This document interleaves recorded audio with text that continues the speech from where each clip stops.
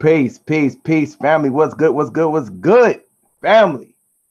We are here once again. The SVDL playoffs, semi-conference final round. We got MikhaEL in the building along with Claim Your Inheritance. When you come in the building, hit the like button, hit the like button. When you come in the building, man, this is the Solar Vision Debate League playoffs, man. And guess who's in the building? We got Through the Knowledge Radio is in the building, along with School of Understanding. They will be the judges for tonight's debate. And tonight's topic is the 12 tribes chart according to REI legit? All right, so MikhaEL is in the building along with Claim Your Inheritance. And we're going to be getting it in, family, just to let you guys know that we will be rocking out tomorrow with a non-playoff debate. It's going to be Yara bin Nazareth. He's going to be going up against Jamra Ya'u. So make sure you be in the building for that. I just actually set up a debate between G-Con and Yasha and Brother Yashar for Friday. And on Thursday, we're going to have Swab Boss. Yeah, Swab Boss is going to be in the building. He's going to be going up against Gideon Israel.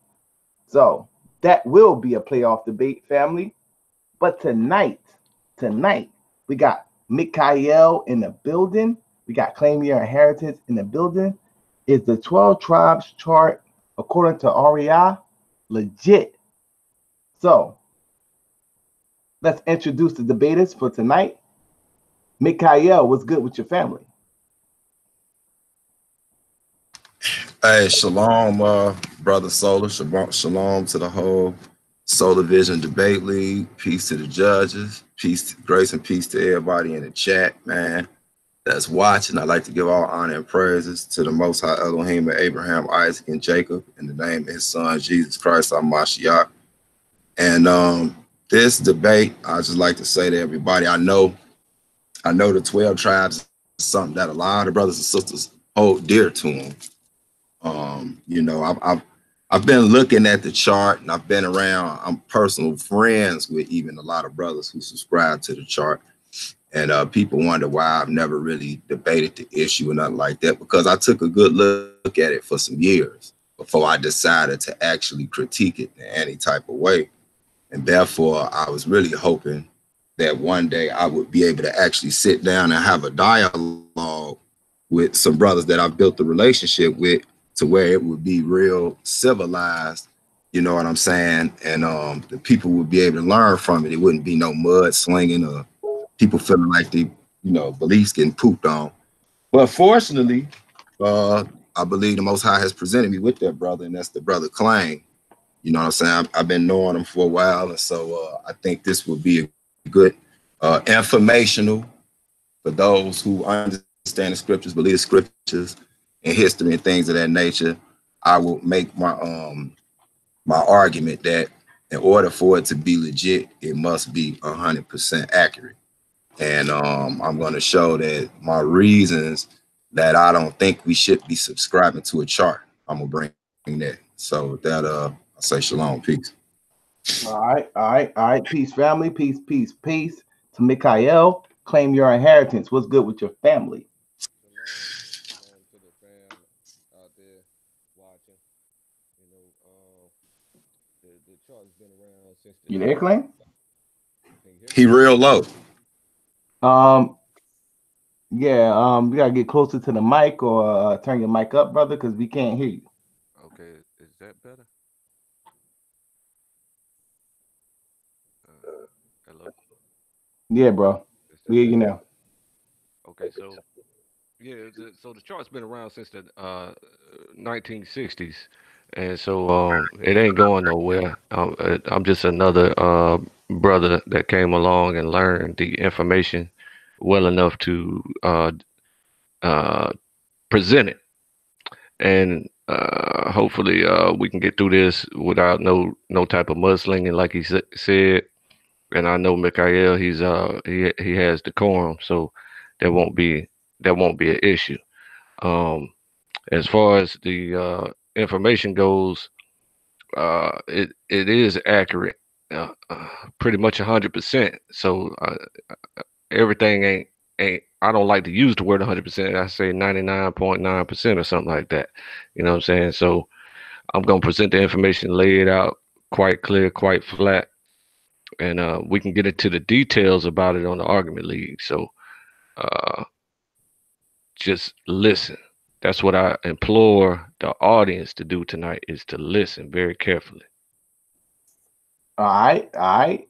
So with that being said, we're going with a 3-judge format for tonight's debate. Each judge is worth 1 power point and 10 voting points.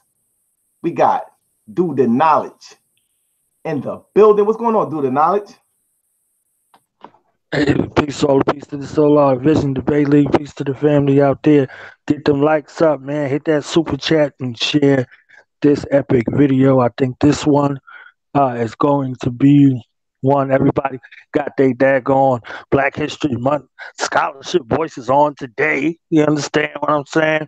But we still looking for a good intellectual brawl right here with clear, concise points and edification for the listeners. So I'm ready. Appreciate the opportunity to be here. Yes, sir. Yes, sir. And we got School of Understanding in the building, family. What's going on, School of Understanding? Shalom, shalom. Peace to all beings, and let's get ready to rumble. Yes, sir. Yes, sir. All right. So, once again, tonight's topic is: it's the 12 tribes chart according to REI legit? We got you say what? Yeah, your mic. Yeah, no, your mic was once you begin to talk or whatever adjustment you made, the mic is cool now, brother. So you're straight. So Claim Your Inheritance is set to go first. We're going to get right into this whole deal. We're going to go ahead and set this timer for 10 minutes. And brother, Claim Your Inheritance. Whenever you're ready, brother, you can begin your opening. All right, New Jerusalem, the world's holiest government, presents REI's 12 tribe chart is legit. Agreements. Malak MikhaEL ben Yisrael agrees original Israelites were black. Thus, Israelites perfect in their generations are black. Jeremiah 14:2.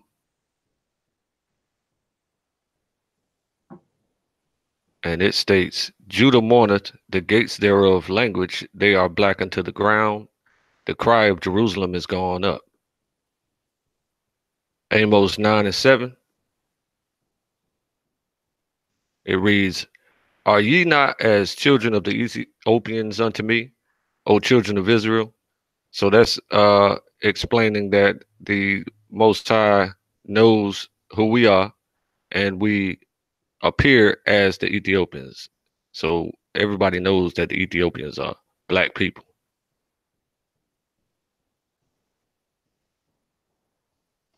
Genesis 6:9. These are the generations of Noah. Noah was a just man and perfect in his generations, and Noah walked with God. So we explain that as he kept his genealogy pure, making him a black man. I personally view him as an albino black man. Revelations 1:15, and his feet like unto fine brass, as if they burned in a furnace, and his voice as the sound of many waters, talking about the appearance of Christ. So we know that the children of Israel are black people, and we agree to that. All right, MikhaEL agrees both the northern and southern kingdoms called Israel and Judah were originally black. MikhaEL agrees both kingdoms were once united under our kings Saul, David, and Solomon. MikhaEL agrees the United Kingdom of Israel became two separate kingdoms under Jeroboam and Rehoboam. MikhaEL agrees the two separate kingdoms will become the United Kingdom of Israel again one day, according to Ezekiel 37:15. which reads, the word of the Most High came again unto me, saying, moreover, thou son of man, take thee one stick and write upon it for Judah and for the children of Israel, his companions. Then take another stick and write upon it for Joseph, the stick of Ephraim, and for all the house of Israel, his companions, and join them one to another into one stick, and they shall become one in thine hand. And when the children of your people shall speak unto thee, saying, wilt thou not show us what thou meanest by these? Say unto them, thus saith the Most High Power, behold, I will take the stick of Joseph, which is in the hand of Ephraim, and the tribes of Israel, his fellows, and will put them with him, even with the stick of Judah, and make them one stick, and they shall be one in mine hand, in the hand of the Most High Power. And the sticks whereon thou writest shall be in thine hand before their eyes. And say unto them, thus saith the Most High Power, behold, I will take the children of Israel from among the heathen, whether they be gone, and will gather them on every side, and bring them into their own land. And I will make them one nation in the land upon the mountains of Israel, and one king shall be king to them all. And they shall be no more two nations, neither shall they be divided into two kingdoms anymore at all. So we agree on that part where they were divided into two nations, and in the latter days, before the return of Christ, we will become one nation again. So it's important for us to gather these saints together. You know what I mean? We have to disseminate the information clearly and get them invigorated to join us in our efforts to build that nation that is prophesied to be.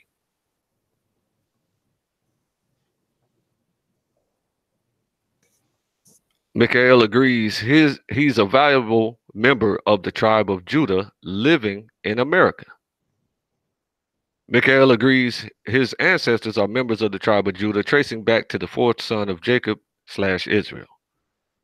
MikhaEL agrees the southern kingdom called Judah, who are his ancestors, were brought to the Americas via the transatlantic slave trade. So this is how we got here. He agrees that the kingdom of Judah came from Africa.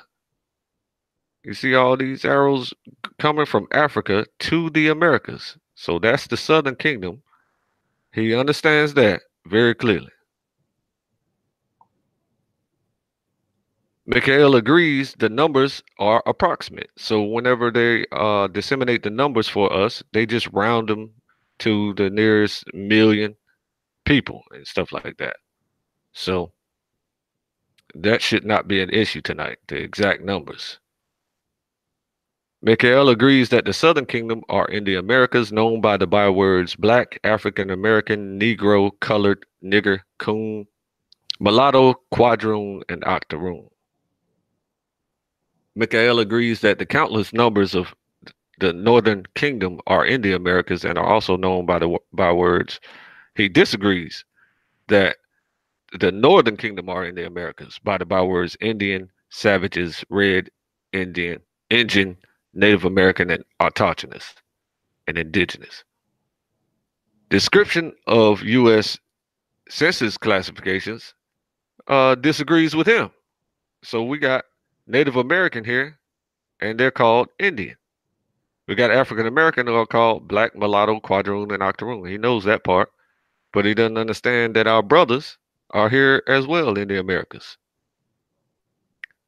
MikhaEL disagrees that members of the Northern Kingdom are identifiable according to Aria's 12-tribe chart. In other words, he imagines that we cannot identify the Northern Kingdom in the Americas.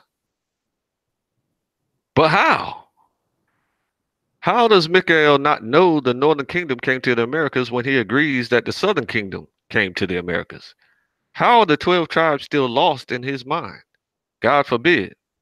He might trick you by saying they're not in the Americas, they're in Europe, but Ariel taught us that too. Second Esdras, chapter 13, verse 40 through 47 says, those are the 10 tribes which were carried away prisoners out of their own land in the time of Hosea the king, whom Shalmaneser, the kingdom of Syria, led away captive, and he carried them over the waters, and so came into another land. But they took this counsel among themselves, that they would leave the multitude of the heathen and go forth into a further country where never mankind dwelt, that they might there keep their statutes, which they never kept in their own land. And they entered into Euphrates by the narrow places of the river, for the Most High then showed signs for them, and held still the flood till they were passed over. For through that country there was a great way to go, namely a year and a half, and the same region is called Arsareth. Then dwelt they there until the latter time, and now when they shall begin to come, the highest shall stay the springs of the stream again, that they may go through. Therefore sawest thou the multitude with peace.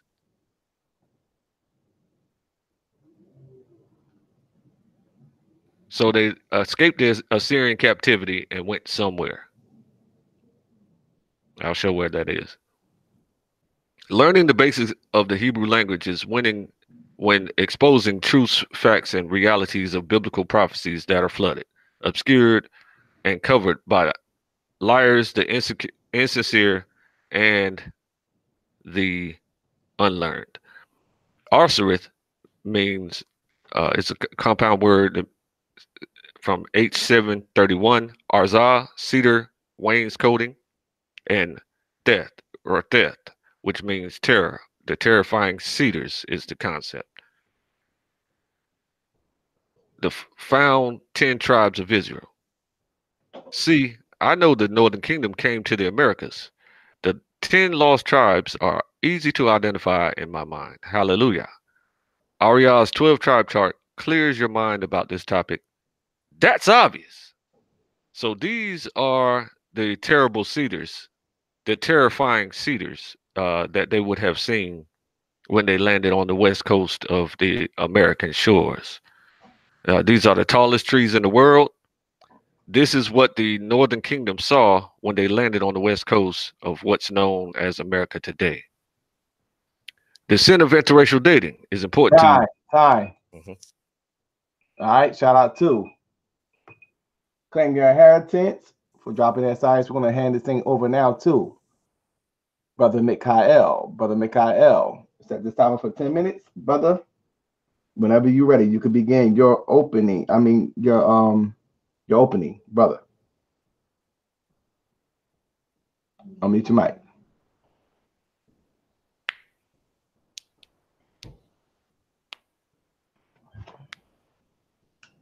MikhaEL, unmute your mic, brother.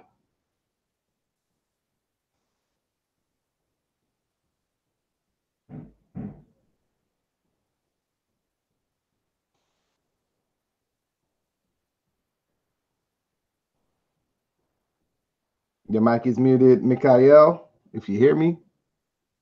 And if you can't unmute your mic, you might want to drop out and come back in.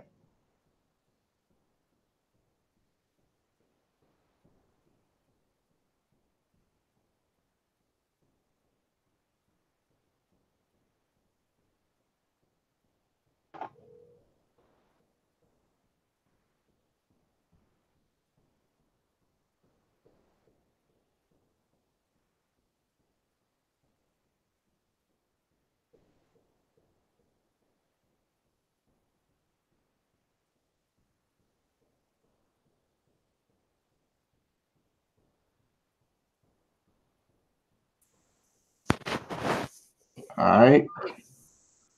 I don't know what's going on with Brother MikhaEL right now. So see if I could call him again. Okay, he's trying to come back in.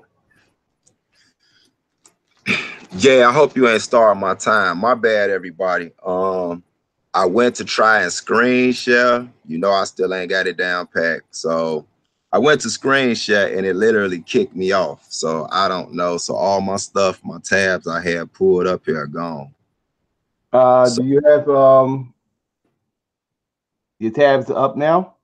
No, they all the ones I had pulled up are gone. I'm about to go back and try to find them and pull them all back up. Look, And go to the top right corner. go to history. Yeah. Yeah, I'm finna try that now. See, look at my screen right here. The top right corner. Okay. You hit that, and then you hit history, and then it should be recently closed. One of these should have all your tabs in it. All right, let me see.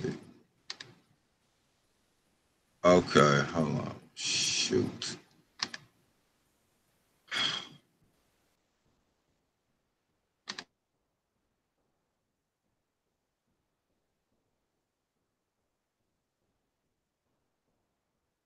Yeah, he just dropped off again. With shout out to the family. Like I said, we're gonna be rocking out all week. We're gonna have on Sunday. We're gonna have outside the cube. He's gonna be in the building going up against Bishop Eliyahu, and their topic is homosexuality. Is homosexuality immoral behavior? It's homosexuality immoral behavior. So they will be debating that this coming Sunday, 7 p.m. Eastern time. Make sure you be in the building for that. Family. MikhaEL.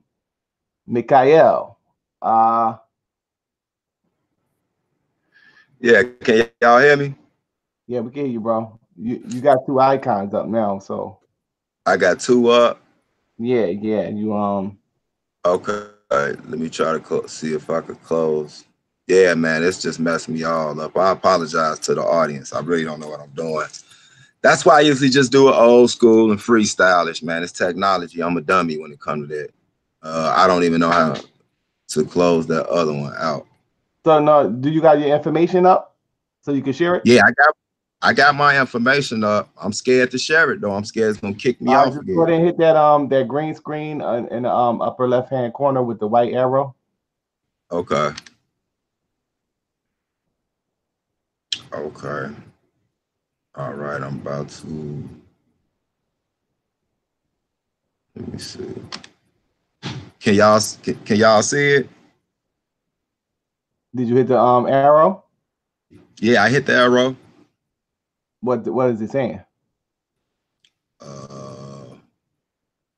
you go. It got. You see it? Okay. No, that's okay. clean. That's clean. No, that's me. No, did you hit the arrow? No, because I see your icon. I don't see when you hit the arrow, it'll start showing a lot of screens. A lot of screens will pop up. Okay. I hit the arrow and now I see the screen. Okay, I see it. All right. So hit share screen. Yeah, I hit share. Can y'all see it now? Now we can see it now. What is it? It's a guy there with dreads. Okay. Okay, cool. All right, audience. I want y'all to hear this. The brother came out, you know, he said a couple of things that was a little bit off about me, but for the most part, he had it down packed. But it's things like this, due to that you have elders in the Israelite community, they're going to be, you know, they're going to be more prone to knowing a little bit more of the history concerning these things. And as long as you have questionable things like what y'all about to view, with the brother elder who came up under the REI era, then it's going to leave questions out there. So I just play this real quick. Want y'all listen close. Always were in those days intent on bowing to the gray hair. You know, it was like, that's it. You know, they said we're now going to hear from our elder. and I would teach you. And he'd stand up there and he started talking and say, and I can prove it with that book you got right there in your hand, you know. And anyway, that was a great experience. I went up there a couple times. And one time we were over there and they had the charts up. And they had the charts that said if you're Jamaican, you come from this tribe, and if you're from Barbados, and that tribe, and read the book, said, hey, come on, Pop. What is, you know that ain't right. He said, of course, Danny, I know that's not right. He said, but that's the hook. That's how we get them into place, and we wire them up to what's true. Shalom, everyone. We're talking to... Okay. Now, I don't know if y'all heard that clear. Did y'all hear that clear? Yeah, we heard it clear, bro. Okay, well, basically, y'all can check that out on y'all own. It's really not a secret. Some of us know about it. But it's an elder, and it's a couple of videos out there with brothers that came up with REI and elders that came up, of course, right after the Abba Bivens era. And they were saying that it was no secret that elders would say, you know, that chart that REI put out there was more of a hook to get, you know, to get the people in. And so, I mean, if they making these statements, I mean, who am I to argue against it? Let me see how I close my screen now. Okay. Another thing is this. So I want to go to the book. Because when you look at the 12 tribes chart, my issue never has been Latinos, Israelites. Never made that argument before in my life because I know Latinos are Israelites. And I hear a lot of brothers on the other end say, well, the Negro only Israelites are more racist than we are. But in fact, the fact that there's a classification of Negro, Latino, and Native American has already caused problems. Being that we are the exact same people, why wouldn't we be under the exact same ethnic terminology or ethnic group? And then, you know, it's one thing that's it's one verse that you know that I know is used quite often when this topic comes up. So let me find it real quick. Let me go to Hosea chapter 7. This is one that my brothers that subscribe to the chart like to use a lot. So you got Hosea chapter 7. And let me see. One second. Hosea chapter 7. I apologize again, y'all, for the technical difficulties. I'm gonna have to get that down packed, man. And I really ain't been feeling too hot either. So Hosea chapter 7, we're going to pick it up, Hosea 7 and verse 8. And this is what is read all the time. It says, Ephraim, he hath mixed himself among the people, and Ephraim is a cake not turned. So they will use that to say, like with the Puerto Ricans, if I'm not mistaken, that this is why a lot of the Latinos would look that way as far as the ones who look like Europeans, you know what I'm saying, is because they mixed with the people. But indeed, when you just read Hosea, it tells you what that's talking about, because the people that we mixed with during this time and Hosea was African, was Hamites, the Assyrians, the Egyptians, and people of that nature when we went back. So if you started from verse 1, it says, when I would have healed Israel, then the iniquity of Ephraim was discovered, and the wickedness of Samaria, for they have committed falsehood and thief and come in, and troop of robbers spoiled with them. So I'm gonna skip down to verse 4. It says, they are all adulterers as an oven heated by the baker, who ceaseth from raising after he have kneaded the dough until it be leavened. So when they say, so when you'll hear somebody say, see, there's a cake unturned, meaning as though they're lighter skinned on one side or something like that, it's actually talking about their idolatry and their paganism. Because when they mixed with these nations, these were dark nations. It was the idolatry, and it further confirms it in this same chapter, verse 6. For they have made ready their heart like an oven, whilst they lie in wait. Their baker sleepeth all the night. In the morning it burneth as a flaming fire. They are all hot as an oven, and have devoured their judges. All their kings are fallen. There is none among them that call it unto me. Skip down to verse 11. Ephraim also is like a silly dove without heart, and they call to Egypt and go to Assyria. So this is what it's talking about when it said cake is unturned. It's not talking about people went from looking like Wesley Snipes to Ricky Martin. You see what I'm saying? And I'm gonna also bring out the point later on that I'm not saying that all Israelites have to look the exact same way. We're talking about the general populations. So I'm gonna continue and let the book explain who the Israelites are. So let's go to Deuteronomy chapter 28 that we all like, Deuteronomy 28 and 43. So if we go to Deuteronomy 28 and 43, it'll make it even clearer for us that the Israelites will be in a certain position wherever they scattered at. So it says Deuteronomy 28 and verse 43. And here, this is what it reads. It says, the stranger that is within thee shall get up above thee very high, and thou shalt come down very low. If you look at Latin America, the people that are down very low are the Afro-Latinos, who you don't seem to see ever.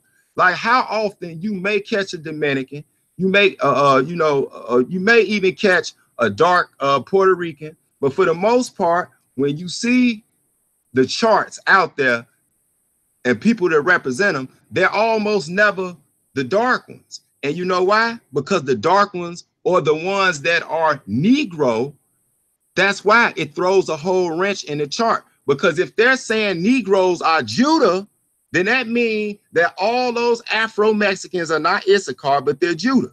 That means all the Afro-Cubans are Judah.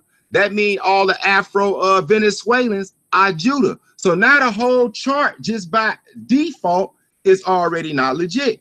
But we're going to continue. As a matter of fact, let me see if I could pull this up real quick.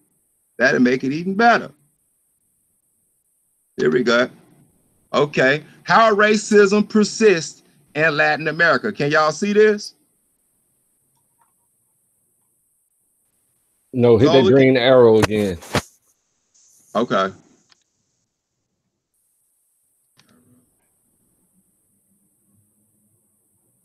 It's acting funky on me again. I don't want it to kick me out. Okay, well, let's see. Share. Here you go. Okay. Can y'all see it? Yeah, we see it, brother. Okay, how racism persists in Latin American communities. Now, this goes right along with Deuteronomy chapter 28, verse 43. And we are also going to read Deuteronomy chapter 28, verse 25. It says, since January, the Teatro Trail in Little Havana has been showing this play. And this is a play that that's in blackface. It's extremely racist.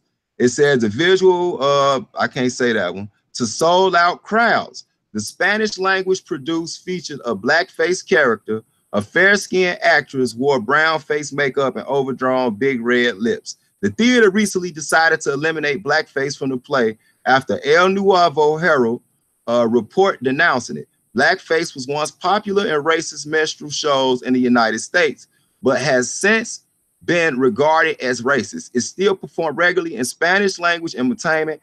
Afro-Latinos in Miami say the play is a window into the racism that exists and persists in local Latin American communities. Y'all can go on and continue to read all this on y'all own. Y'all get a chance. There's some good information on there. But the point and the argument that I'm making is it's definitely Israelites throughout all of Latin America. But another big problem I have with the chart is Brazil.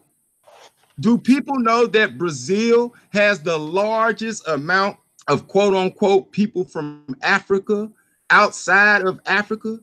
Outside of Nigeria, it has the most people, yet it's not on the chart. All right. So shout out to both debaters for the opening round. We're gonna now go to the premise round, which is 15 minutes. And we're gonna now go to the premise round, which is 15 minutes. which is 15 minutes.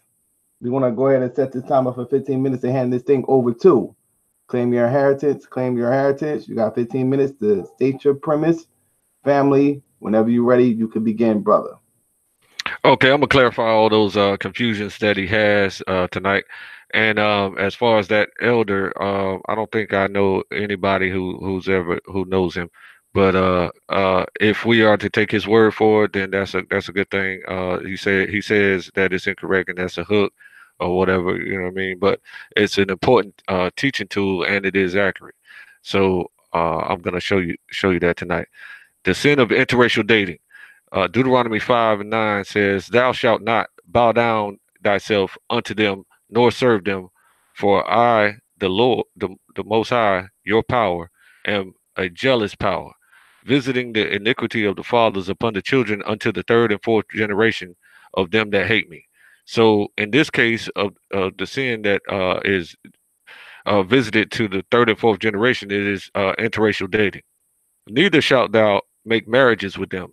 Your daughter thou shalt not give unto his son, nor his daughter shalt thou take unto your son. So we're not supposed to do that. But so that's why you have the, uh, uh, for lack of a better word, Afro Latinas. But they are just dark Latinas because they kept the law and don't interracially date. So the lighter skinned Latinas, I'm going to get into in just a moment. If you continue to sin, you hate your power, and their grace and mercy will apply to your descendants. If continued, your bloodline becomes whited out and grace and mercy runs out. A woman who produces a child by interracial dating instantly becomes another race, according to how we keep track of races biblically, uh, which is by the father of the race in question. A man dilutes his race when having children with another race.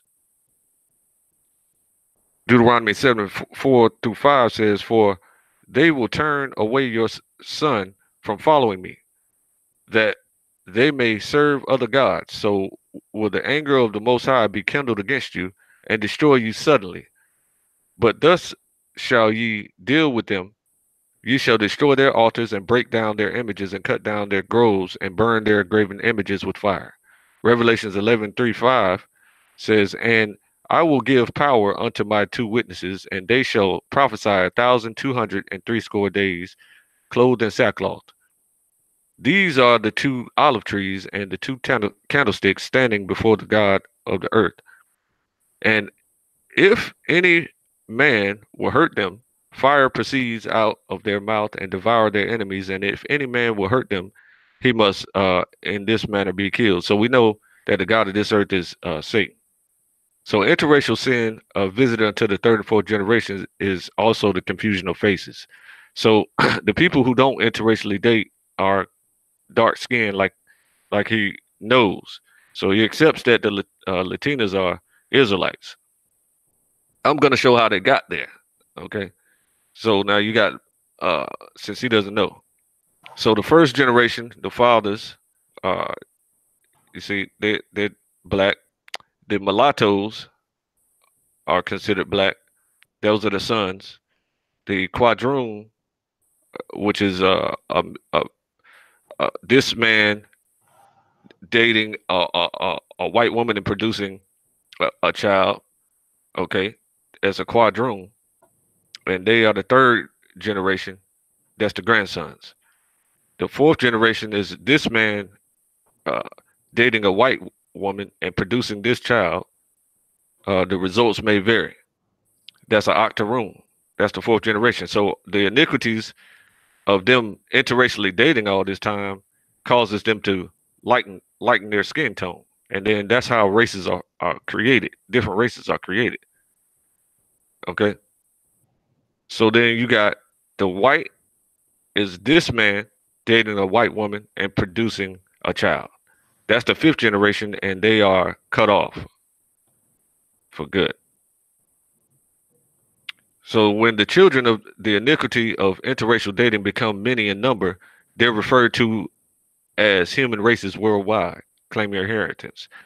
Daniel 9:4-8 says, "And I prayed unto the Most High my power, and made my confession and said, O Most High, the great and dreadful power, keeping the covenant and mercy to them that love him and to them that keep his commandments.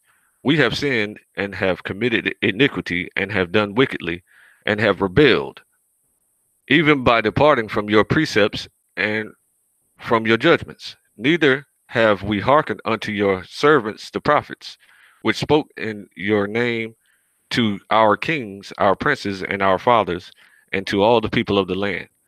O Most High, righteousness belongs unto you, but unto us confusion of faces, as at this day, to the men of Judah and to the inhabitants of Jerusalem, and unto all Israel that are near and that are far off, through all the countries whither thou hast driven them, because their trespass that they have trespassed against thee, O Lord. To us belongs confusion of face, to our kings, to our princes, and to our fathers, because we have sinned against thee. So that's the sin of interracial dating. That's what happens. It creates uh, new races, and it's a sin. So this is what you see whenever you see the new races. You see the daughters around the world looking like the locals wherever they are scattered to. You have the mothers who are very dark skinned, then you have the mulattoes who are lighter, and then so forth and so on. So just like with the men, you see the same uh, situation where the women are the similar complexions, and results may vary, but they all look similar, and you can kind of point them out as you look around, or you can spot a Puerto Rican, you can spot a native indigenous person, you can spot all these different races very easily. It's because they mixed. 12 tribes of Israel taught by Ariyah. You got Sirach 26:19 through 23. My son, keep your flower of your age sound, and give not your strength to strangers. That's interracial dating. When thou hast gotten a fruitful possession through all the fields, sow it with your own seed, trusting in the goodness of your stock. So your race which you leave shall be magnified, having the confidence of their good descent. A harlot shall be accounted as spit, but a married woman is a tower against death to her husband. A wicked woman is given as a portion to a wicked man, but a godly woman is given to him that fears the Most High. As we look around the world, we can easily identify Israelites. Ariel's 12 tribe chart focuses on the Americas and is an extremely good teaching tool for zombie Israelites in the Americas.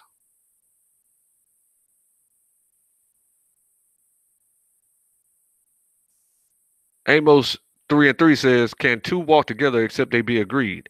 As we look around the world, we can easily identify Israelites. The chart he defined, attracted more unaware Israelites to their ancient nationality than any other teaching tool in existence. Ariel's 12 tribe chart focuses on the Americas and is a legit teaching tool for Israelites in the Americas. That's obvious. A premise. Okay, so now the definition of legit is, you can look that up on your own time. I don't have a whole lot of time, but it's right here. Ruling by or based on the strict principle of hereditary right, as in a legitimate king. Revelations 1:6, and it says, and have made us kings and priests unto power and his Father. To him be glory and dominion forever and ever. Amen. Revelation 5:10 says, and has made us unto our power kings and priests, and we shall reign on the earth. 2 Timothy 3:16 says, all scripture is given by inspiration of power and is profitable for doctrine, for reproof, for correction, for instruction in righteousness, being exactly as purposed, neither spurious nor false, a legitimate grievance, a legitimate practitioner, conforming to recognized principles or accepted rules and standards, a legitimate advertising expenditure. Deuteronomy 19:15, one witness shall not rise up against a man for any iniquity or for any sin, in any sin that he sins. At the mouth of two witnesses or at the mouth of three witnesses shall the matter be established. So that's what we're using. We're using varying witnesses throughout the text to prove this situation. Elder Ariel's own words. Make sure you can hear it clearly.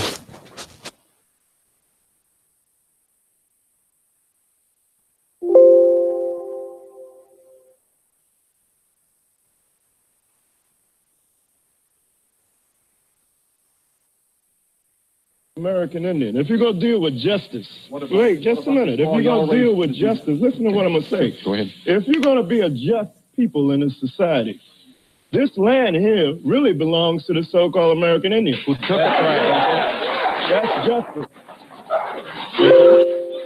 Now, if you're going to talk about Christ, you got to go back to the law of justice.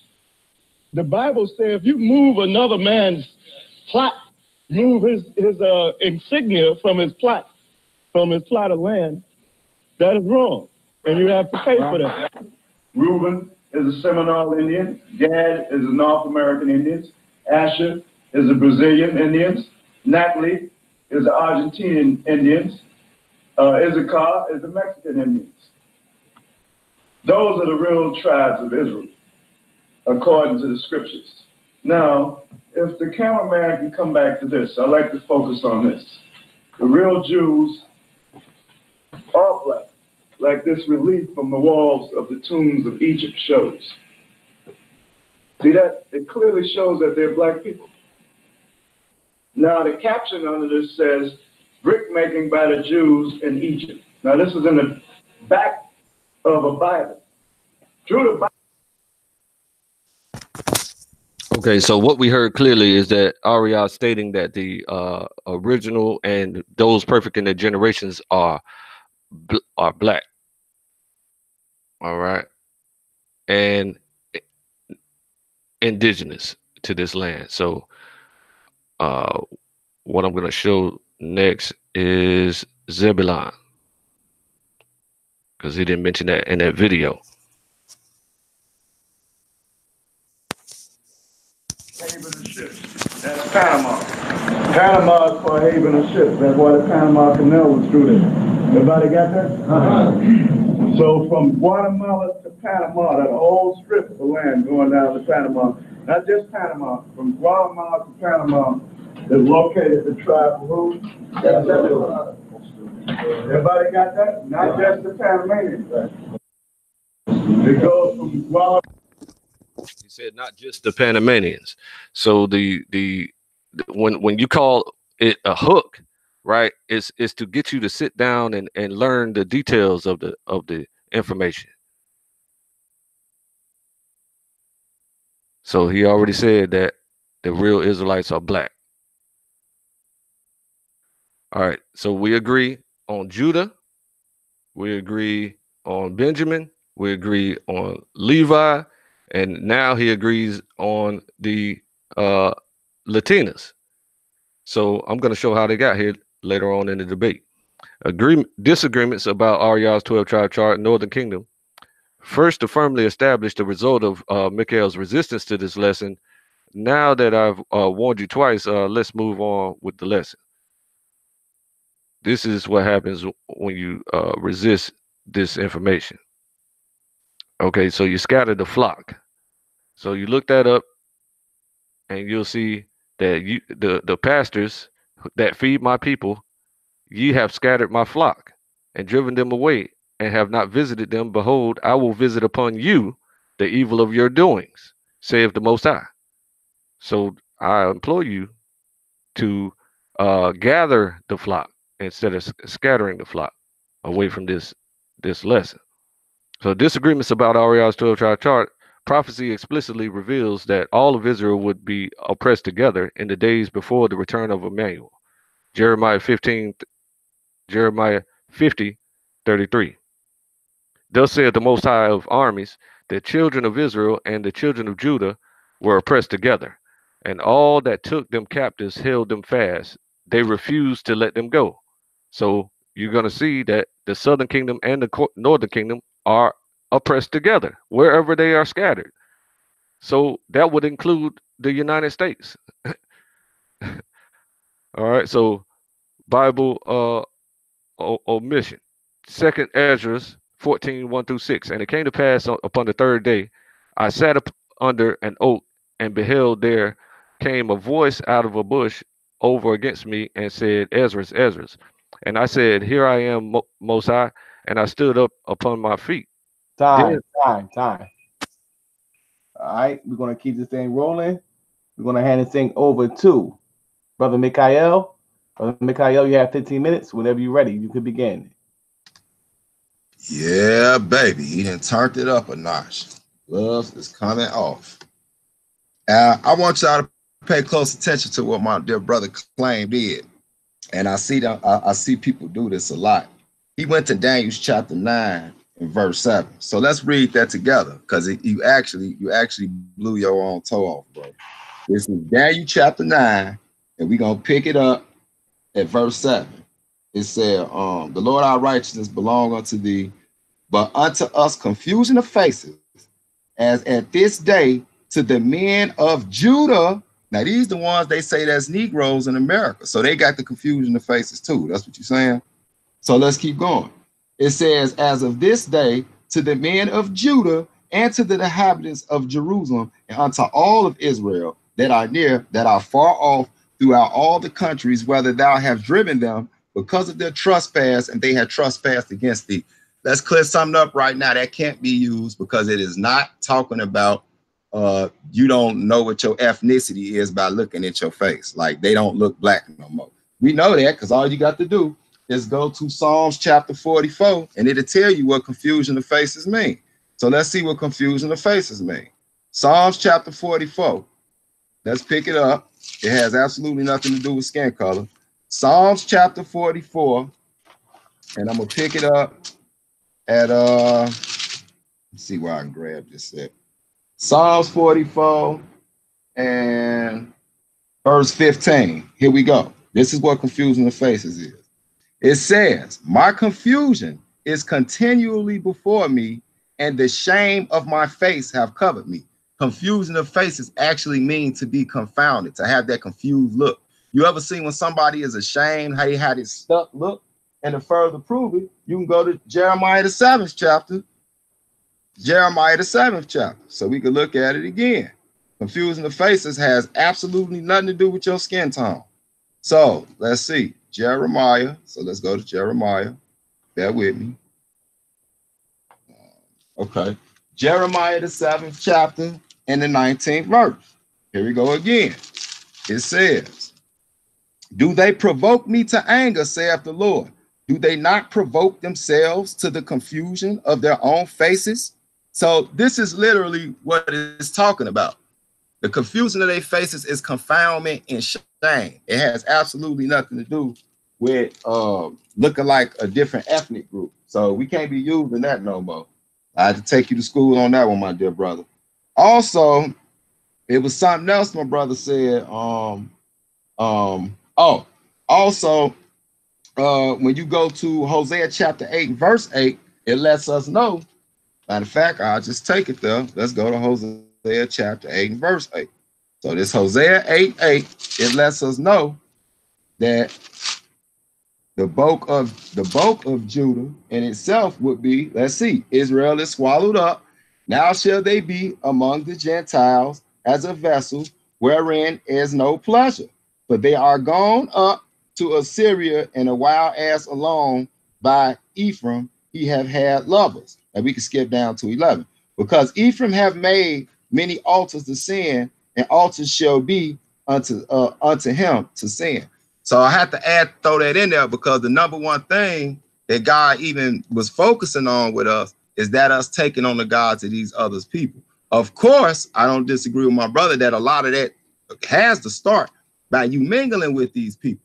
But when you try to use things like confusing the faces, then you have to use that all the way around the board. And it said Judah will have a confusion of faces. But you say Judah is the Negro. So if Judah is the Negro, and then earlier my brother brought up colorism. That's what he brought up when you talked about you know, how the Afro-Latinos are treated. But there's a big difference between colorism and racism. And let me go back to the curses to explain it. Deuteronomy, where I went in the beginning, Deuteronomy chapter 28, because this one seems not to get addressed. It's like we kind of skipped straight over this one. So this is Deuteronomy 28, and let me see, Deuteronomy 28. Let me pick it up at verse 4. Oh, no, I ain't gonna even go to that one.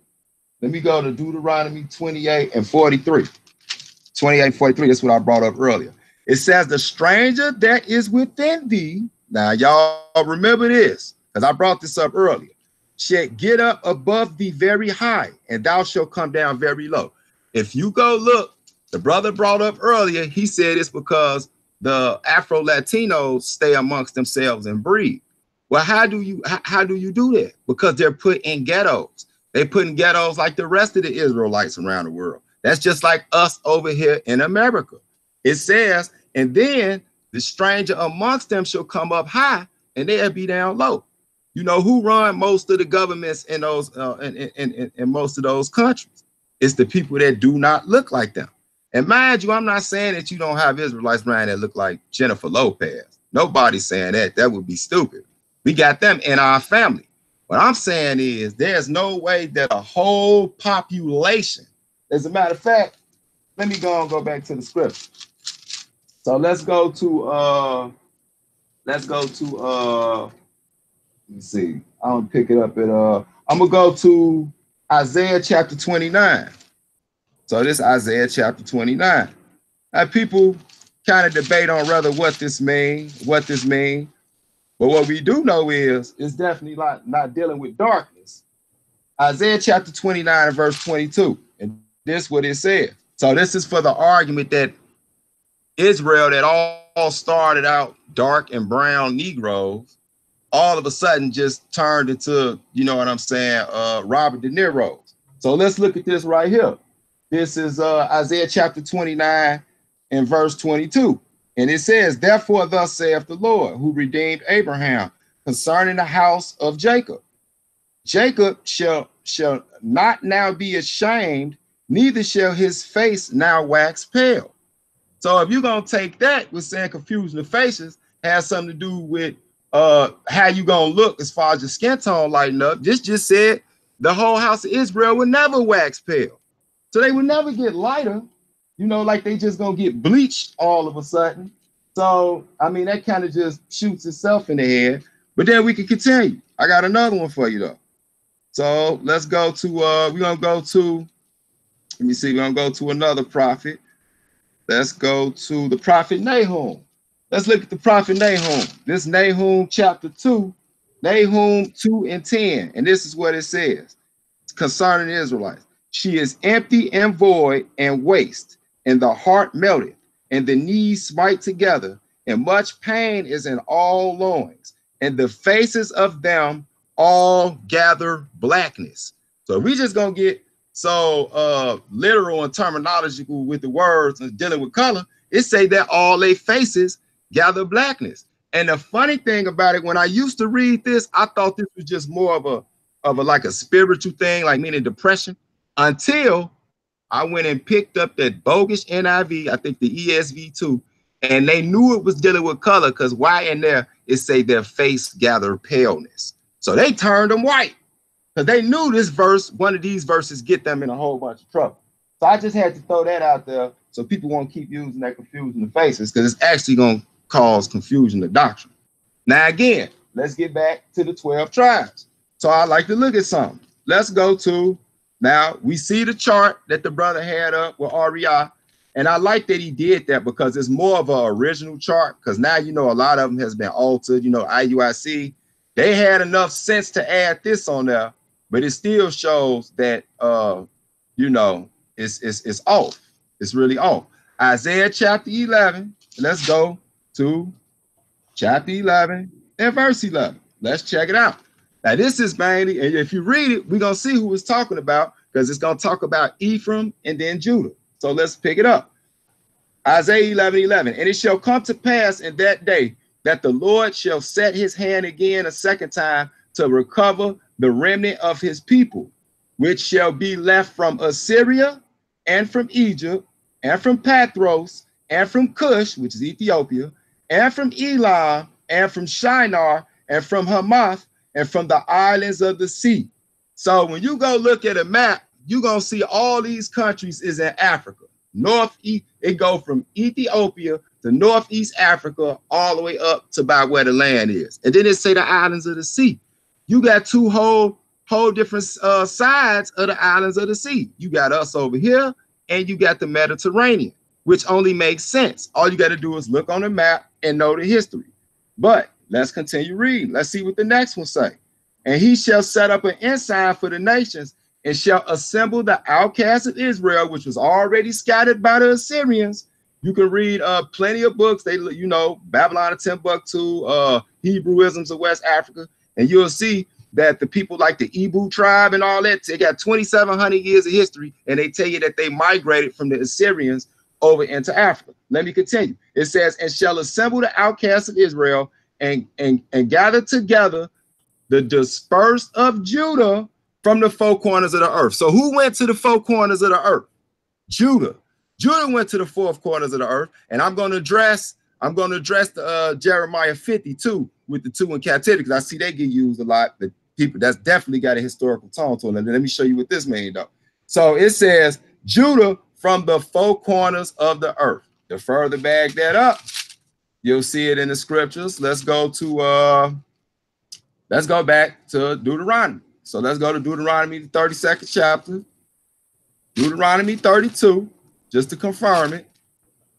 Deuteronomy 32, because y'all got to keep in mind and remember, Israel, the northern kingdom, messed up first. And that's why God was so mad at Judah, because if anything, we should have been trying to recover them or get them back right with God, but we turned around and played the harder and did exactly what they did. So he sent us as far away from the borders as possible. Deuteronomy chapter 32, and I'm gonna read verse 26. He said, I said, I will scatter them into corners. I will make the remembrance of them to cease from among men. And so we know who that is. That's us, you know, the transatlantic slave trade. Everywhere these quote unquote so-called black people were scattered in them slave boats, people act like they don't know who they are. The memory of them has ceased from among men. They don't know who they are, and people don't know who they are. You find little bitty pockets of them that might have a remnant of something that a grandfather passed down. But that's another thing. And another thing I want to talk about, when he read Second Ezra, which I knew that was going to come up. So let's go take a look at it. Second Ezra, chapter 13, verse 40 through 45 is what he read.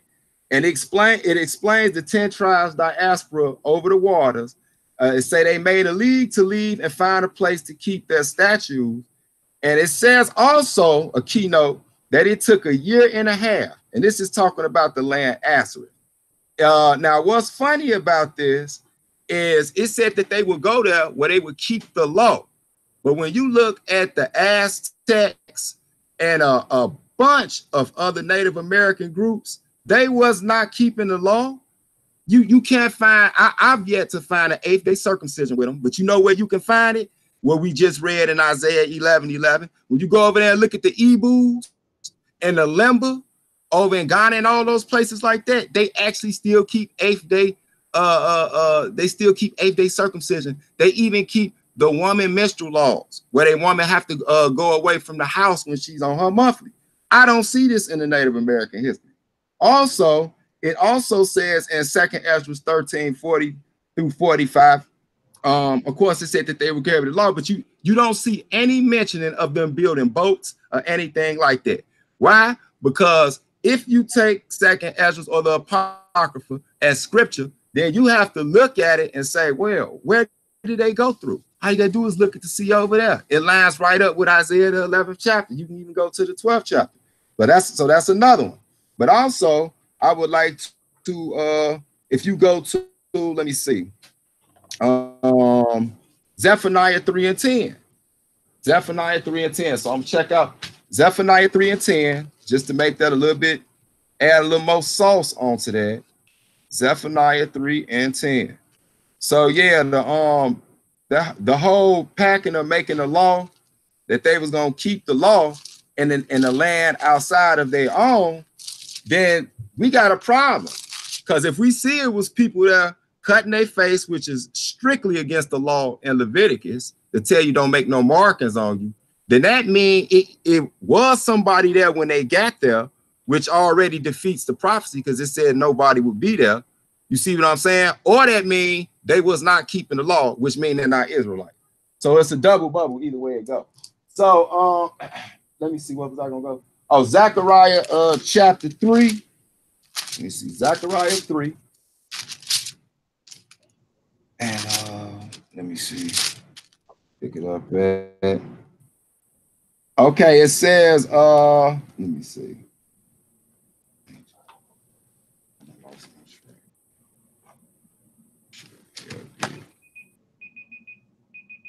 Time. Oh, my bad. All right. So what we're going to now do is get into the rebuttal round. The rebuttal round is also set for 15 minutes. Claim your inheritance. Whenever you're ready, you can begin your rebuttal, brother. Okay, what I implore everyone to do, it doesn't take long to fact check these things. We're in the age of information. Information has been proliferated for our learning. Mm-hmm. So if you Google circumcision Native Americans, it's going to take 0.67 seconds to pop up. Christopher Columbus reported circumcision being practiced by Native Americans. It was also practiced by the Incas, the Aztecs, and the Mayans. And he just said that they don't do that. It probably started among South American tribes as a blood sacrifice or ritual mutilation to test bravery and endurance, and its use later evolved into a rite of initiation. See, they don't understand the Holy Scriptures, and that's why we are back to teach the Holy Scriptures. And I said earlier, and I read the verses that prove that Judah and Israel, the northern and southern kingdom, will be oppressed together. So wherever we are in the world, we're going to be oppressed together. So I made that very clear. So this is the known world before Columbus. This is what the people of that time knew. They just knew Africa, Europe, and Asia. That's all they knew. So now, when you take a close look at it, right? This is the known world before Columbus. So if you look at the whole, what we know now, the Americas and Greenland and Australia and New Zealand, right?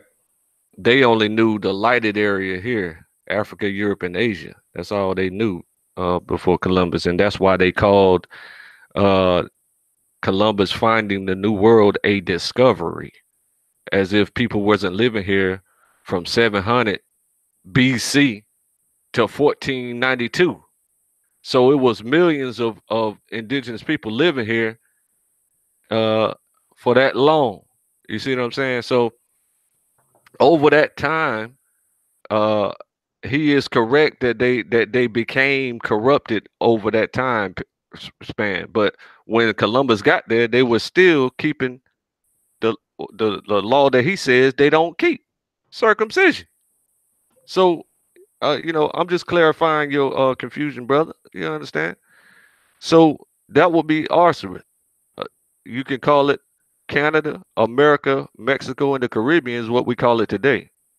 Hawaii, Alaska, South America, Greenland, Chukchi Peninsula, Australia, and New Zealand, where never mankind dwelt. Outside of what they didn't know about all these places.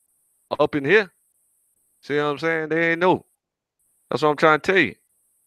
But since the 12 tribe chart focuses on the Americas, then we got to see how we got here.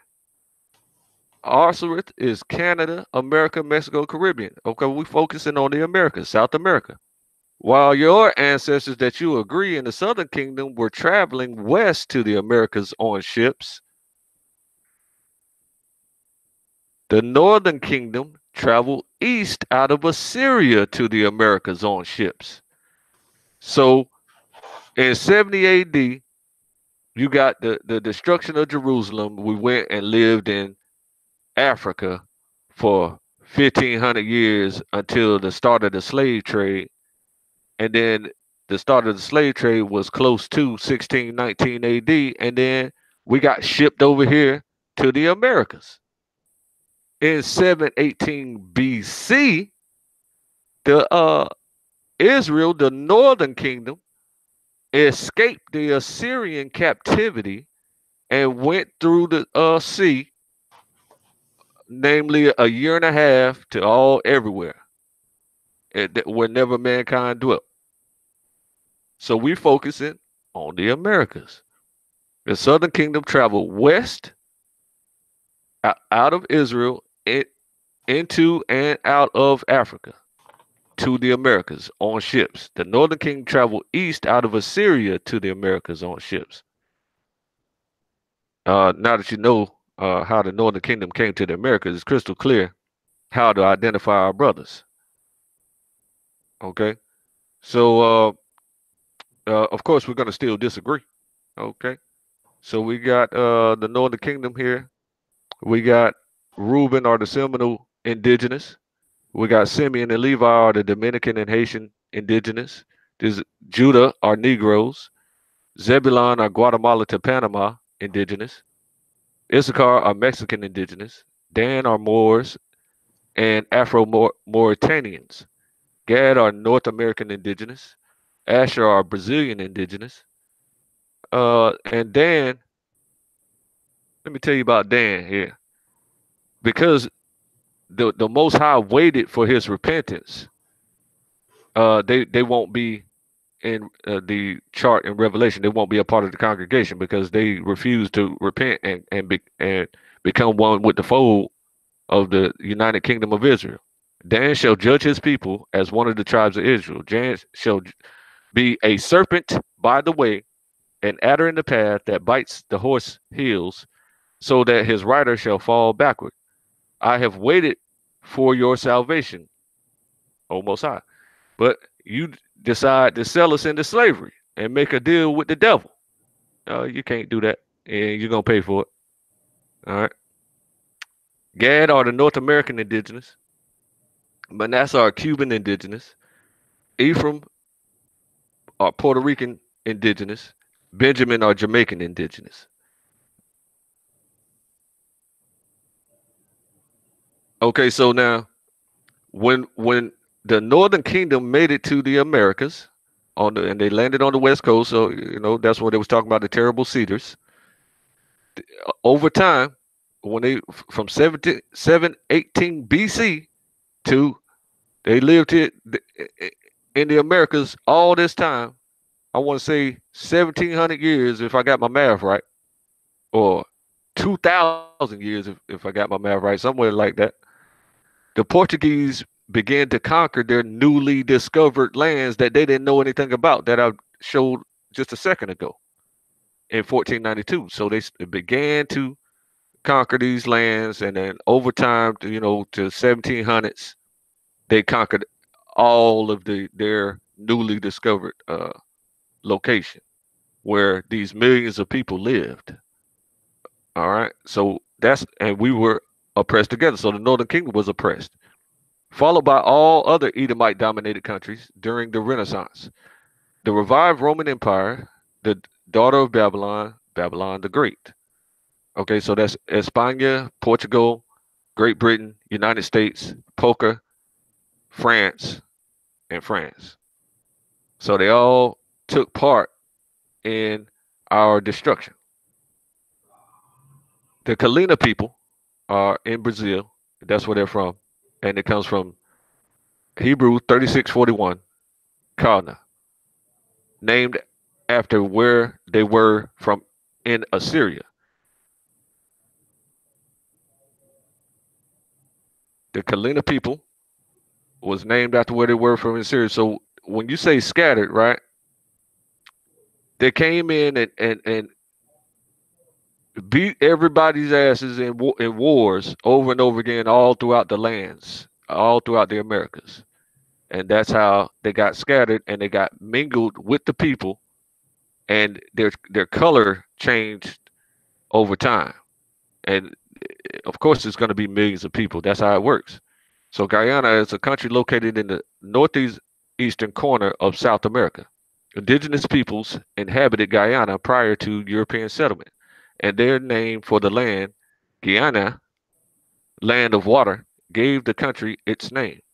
Present-day Guyana reflects its British and Dutch colonial past and its reactions to that past.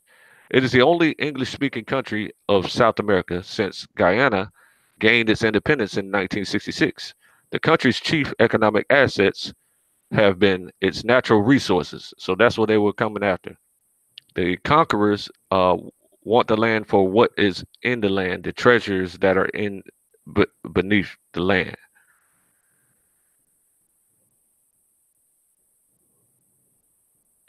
So that's the reasons why they do that. So the mineral resources of the Americas are many. Okay, so in America alone, the average annual value of mineral products, 1964 to 1968, let's say the average annual value in millions of dollars is 249 million in Alabama, 5 billion, 440 million in Texas, 3 billion 497 million in Louisiana. So we know that the people were forced to the Louisiana too. The Creoles were forced to Louisiana and all throughout the Americas. That's just how it works. So when they started conquering, they became scattered all throughout the Americas, and they mingled with the conquerors as well a little bit. So these are the gold mines all throughout the United States. They're all everywhere. And this is what the people wanted from the Native Americans, that the Native Americans didn't feel it necessary to utilize these minerals. They didn't find a use for them. They didn't focus on sciences like the Europeans do.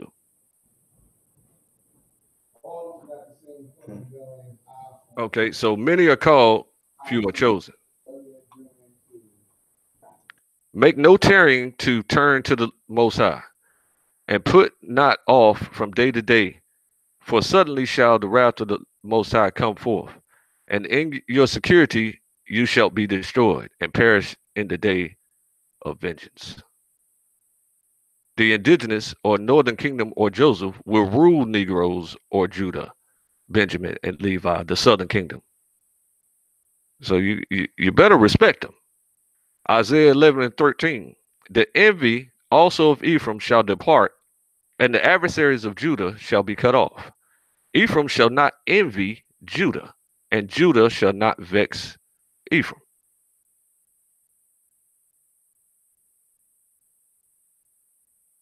All right, got that.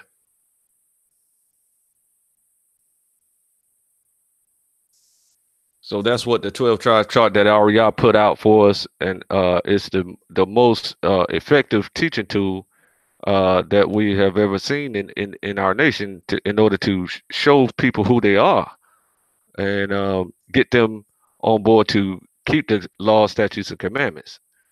You see the tribe of Judah, tribe of Ephraim, tribe of Manasseh, the Cubans, the Puerto Ricans are Ephraim, the tribe of Benjamin, the Jamaicans, the West Indians, tribe of Issachar, the Mexicans, starting with the Afro-Mexicans and the mixed Mexican indigenous. All of these are indigenous peoples. Tribe of Levi, as taught by Ariel, are Haitians. Tribe of Naphtali are the Hawaiians and Samoans. Tribe of Reuben are Seminole Indians. Tribe of Zebulon is Panamanians and Colombians. Tribe of Asher is Brazilians and Argentinians. Tribe of Simeon are Dominicans, and the tribe of Gad, North American Indians. In order for Israel and Judah to become one nation again, you must concede the debate, MikhaEL. And the credits. How much time I'm looking at?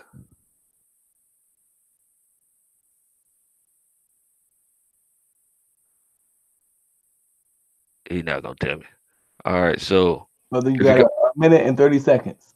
In the lost tribes and promised lands, when Columbus met with varying people, right? They would respond. They responded, "Hear, O Israel, the Most High, our power, the Most High is one.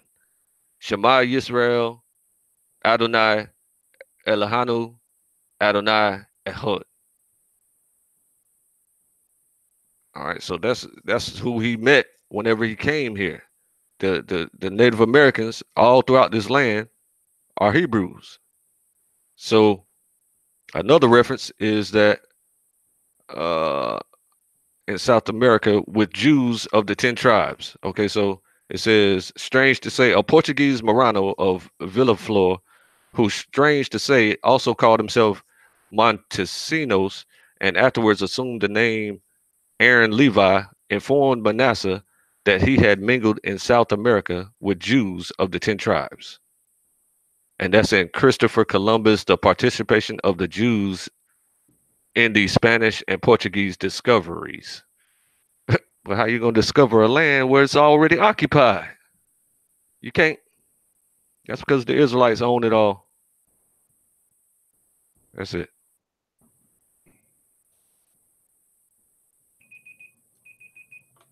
All right. All right, we're going to move forward to MikhaEL. We're going to set this timer for, once again, 15 minutes for your rebuttal. Family, whenever you're ready, you could begin your your rebuttal, MikhaEL. Unmute your mic. Yeah, can y'all hear me? Yeah. Okay. Now, as y'all noticed, when y'all was checking out my brother's clapback, two things stood out. He ignored the whole body modification, the cuttings of the skin, which went against the script of prophecy that he read was that they would keep their own law. He skipped past that part. Second, what he did was he read he read a thing that said that Native Americans circumcised themselves. Did everybody hear me clearly? Because I see y'all in the chat saying y'all heard me kept putting emphasis on 8th day circumcision. You notice it didn't say 8th day circumcision in there, which would make it a Hebrew custom. Hell, ancient Egyptians circumcised, but they did it when they was 30 years old, 20 years old, or something like that. So that's null and void. So that was real smooth on how he did that. But to really just go ahead and drop the dagger, man, we've been having fun long enough. You know, my brother bringing that good information, making a good fight. So I'm going to have to do it to you, man. Gonna have to do it to you. Luke chapter 21. Now, I want everybody that's a Bible scholar, especially if you know anything about the New Testament, this is about to be a problem. Because I know my brother agrees, because he knows the history, that the Northern Kingdom was casted out and, you know, they was kicked out, driven out by the Assyrians, right?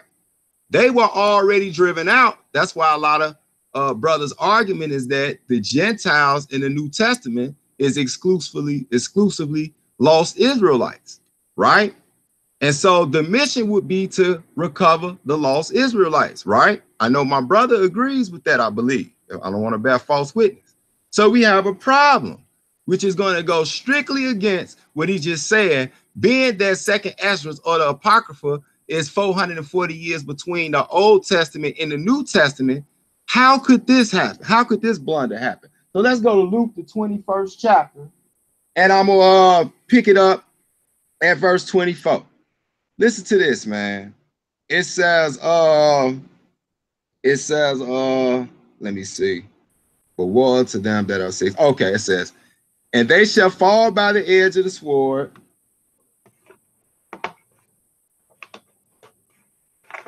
Okay. And they shall fall by the edge of the sword, and shall be led away captive into all nations. And Jerusalem shall be trodden down by the hands of the Gentiles until the time of the Gentiles be fulfilled. Now, that's no problem. We all know that in 70 AD, the Israelites, you know what I'm saying, fled Jerusalem. We know that, you know what I'm saying, people went into Africa and ended up in West Africa and all that. But here's where my contention comes at. Let's go to Acts, the 2nd chapter. Now, I want y'all to keep that in mind. This is Acts, the 2nd chapter. Here's where it's about to get ugly. Acts chapter 2. Now, mind you, he's saying that the Native Americans are northern kingdom Israelites that came over to Azareth, which is America. So, surely what I'm about to read right here, they should have been here. Acts chapter 2, and let me pick it up at 1. Acts chapter 2 and 1. Here's what it says. And when the day of Pentecost was fully come, they were all with one accord in one place. So these all the Israelites gathering up, even Jews from all over the world, right? Now watch this. Now, mind you, they said they made a pact to keep the law. And we know if you go to Leviticus, the 23rd chapter, the law was 3 times a year, all Israelites had to come back to Jerusalem. You see what I'm saying? They all had to come back to Jerusalem. And so here you go, verse 2. And suddenly there came a sound from heaven as of a rushing mighty wind, and it filled all the house where they were sitting. And there appeared unto them cloven tongues like as on fire, and it sat upon each of them. And they were all filled with the Holy Ghost and began to speak with other tongues as the Spirit gave them utterance. Why did they speak with other tongues? Well, they were all speaking different languages because they were scattered to different parts of the earth. And America, according to him. But let's see what this says. And there were dwelling at Jerusalem Jews, devout men, out of every nation under heaven. So whatever major nation that they was in, they definitely should be here. It says, now when this was noised abroad, the multitude came together and were confounded, because that every man heard them speak in his own language. And they were all amazed and marveled, saying one to another, behold, are not all these which speak Galileans? And how hear we every man in his own tongue, wherein we were born? The Corinthians, watch these people he finna name, all the places, these some places where they were scattered at. The Corinthians and the Medes and the Elamites and the dwellers in Mesopotamia and the Judea and Cappadocia and Pontus and Asia and Phrygia and Pamphylia and Egypt and in parts of Libya and in Cyrene and strangers of Rome, Jews and proselytes. Watch this. Cretes and Arabians, because even in Arabia, we do hear them speak in our tongue the wonderful works of God. Now, my thing is, how on earth Azareth ain't get named, but they just forgot about them? Oh, you mean to tell me all them Israelites was over there in Azareth, but they not even on the list? They ain't make the cut? Come on, man. Let's skip down to verse 14. It says, but Peter standing up with the 11 lifted up his voice and said unto them, ye men of Judea, and all ye that dwell at Jerusalem, be this known unto you, and hearken my words. And so he's addressing that everybody that would have been keeping the law or trying to keep the law, come back to the law, that was Israelites, was devout Israelites from all over the world. Ain't no way they could have been in Azareth, that is America, and they not even be on the list. Like that law, especially the large population that he just ran down to us. So like, how is they missing out a whole New Testament history though? Like, I really don't understand that. But I'm gonna continue though. But like I said, he didn't address the 8th day circumcision. I give him a break on that one. But if anybody ever want to check, when I was reading Isaiah chapter 11 and it was naming off them people, you could go see like Hamath would be like modern day Syria. Shinar it's mostly like parts of Iraq, ancient Babylon, you know what I'm saying, and Bozrah, Elam, modern part Iran and that was Persia, Iran, Cush, of course, Ethiopia, you know what I'm saying, of course, and yes, Dan is over there, you know what I'm saying. Also, Pathros would be parts of Upper Egypt, and Assyria had always had the areas of Syria all the way to parts of Iraq. So when you look over there, you can see how if somebody, of course, according to let me go to this, the one I was looking for earlier, Zephaniah 3. That's what I was looking for. It says, give me 1 second. It says, for then will I turn to the people with pure language, and they may all call upon my name, the Lord, to serve him with one consent. From beyond the rivers of Ethiopia, my supplants, even the daughter of my dispersed, shall bring my offering. And if anybody know anything, if all you got to do is go look up the slave coast, you know, people talk about, you know, the Ivory Coast and all that, but all that is comprised within the slave coast. And the border stopped right in Ethiopia. That's how we get over to West Africa. It's even, the book is even telling you that. So you not, you know what I'm saying? You get, this is why I say the 12 tribes chart is not legit, because it just leaves too many answers. It leaves too many questions unanswered. Also, I like to go back to Isaiah the 11th chapter, because I know my brother Solar is definitely going to be picking these up. So I want to go back to Isaiah the 11th chapter and take a look at one more little thing. So let me see. Isaiah 11, and let me go back to verse 13. And this is what it said. I started 12. It said, he shall set up an ensign of the nations and shall assemble the outcasts of Israel and gather the dispersed of Judah from the four corners of the earth. Verse 13, the envy also of Ephraim shall depart, and the adversaries of Judah shall be cut off. Ephraim shall not envy Judah, and Judah shall not vex Ephraim. Now, if you ever look at the Israelites that's over in Africa that we know of, like the Ebus, you know what I'm saying? The Ebus, the Ashanti, the Falashas, which is called Beta Israel over in Ethiopia, which is more likely the tribe of Dan. The Limbas that's over in South Africa. You got the Ga, you got the Yoruba. When you ever look at these people and they realize that, you know, that we're Israelites over here and we're kin to them, the first thing they do is see that chart.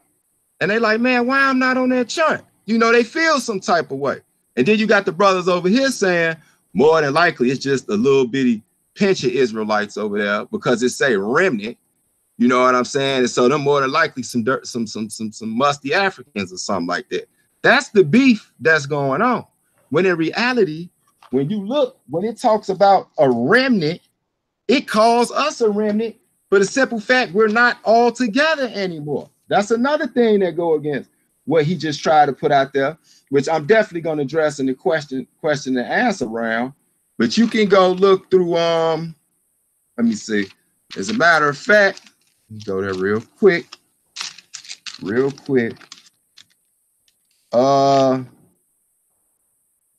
Let me see, Jeremiah chapter 31. Let me see. Go there, Jeremiah chapter 31 real quick. How much time I got left, bro? You have approximately 3 minutes and 30 seconds. Okay, cool. All right, Jeremiah 31. And let me see. 6 through 10. Jeremiah 31, 6 through 10. Okay, yeah, I want to read this real quick. It says, let me see. It says, for there shall be a day that the watchman upon the mount of Ephraim shall cry, arise, and let us go up to Zion, the Lord our God. But thus saith the Lord, sing with gladness for Jacob, and shout among the chief of the nations. Publicly praise ye, saith, O Lord, save thy people, the remnant of Israel. So he called, you know what I said, like Israel, I can go to about 5 more spots where he called us all a remnant anyway, because we're not together. Remember in Deuteronomy chapter 28 and and 25, 28 and 25, it lets you know that we're gonna be small. We're gonna be small amongst the nations that we scattered. Meaning, although it's a lot of us collectively, wherever, for the most part, where we're scattered at, we're usually the minority, as in comparisons to the other nations. So, verse 8, it says, "Behold, I will bring them from the north country and gather them from the coast of the earth, and with them the blind and the lame and the woman with the child and her that travaileth and the child together, a great company shall return thither. They shall come with weeping, and with supplications will I lead them. I will cause them to walk by the rivers of the waters in the straight way wherein they shall not stumble. For I am the father of Israel, and Ephraim is my firstborn." Why did I read that? Because I know my brother probably liked that, but it literally lines up with Isaiah 11, verse 11 through 14. That's what it's talking about. The waterway is going to pass from. It's going to be an ensign through these areas. So the chart, although, you know, it has some, like he said, it has a good hook for it where it can bring you in and teach. But I think once it hook you, the more you start looking into it, you're going to have to kind of question it. You know what I'm saying? You're going to have to question it if you're being sincere. So also, I just wanted to say something too. Let's read. I want to go to Jeremiah chapter 13, verse 23, because my brother read earlier where it talked about where he compared the Israelites to the Ethiopians, which we both agreed on that they were black-skinned people.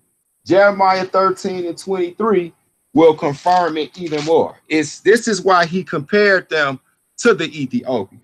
It says, "Can the Ethiopian change his skin or the leopard his spots? No, he cannot, and neither can the Israelites." That's why we were compared to him. So I'm glad you went there. It says, "Then may ye also do good that is accustomed to doing evil." So no, the Ethiopian can't change his black skin, just like a leopard can't change his black spots. That's why God said, "O children of Israel, are you not like the Ethiopians unto me? And we had never waxed pale." We looked the way we still looked for the most part. For the most part, you're gonna have your exceptions, but basically that's my time right there. All right, time. All right. Now that everybody got their premise and their rebuttals out of the way, let's get into that interrogation. Since claim your inheritance went first, we will allow MikhaEL to do the interrogation first. We want to set this timer for 10 minutes. And whenever you're ready, MikhaEL, you can ask claim your first question. Okay, shalom, brother Claim. Shalom. Yeah, good presentation, brother. Good presentation. Could you go to Luke chapter 21 for me, what I read earlier? You go to Luke chapter 21, and let me see.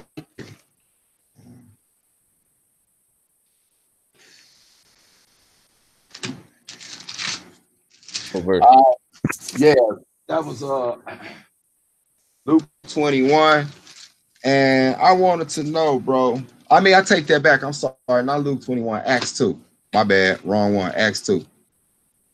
That was the last one I read, Acts chapter 2. Okay, what verse?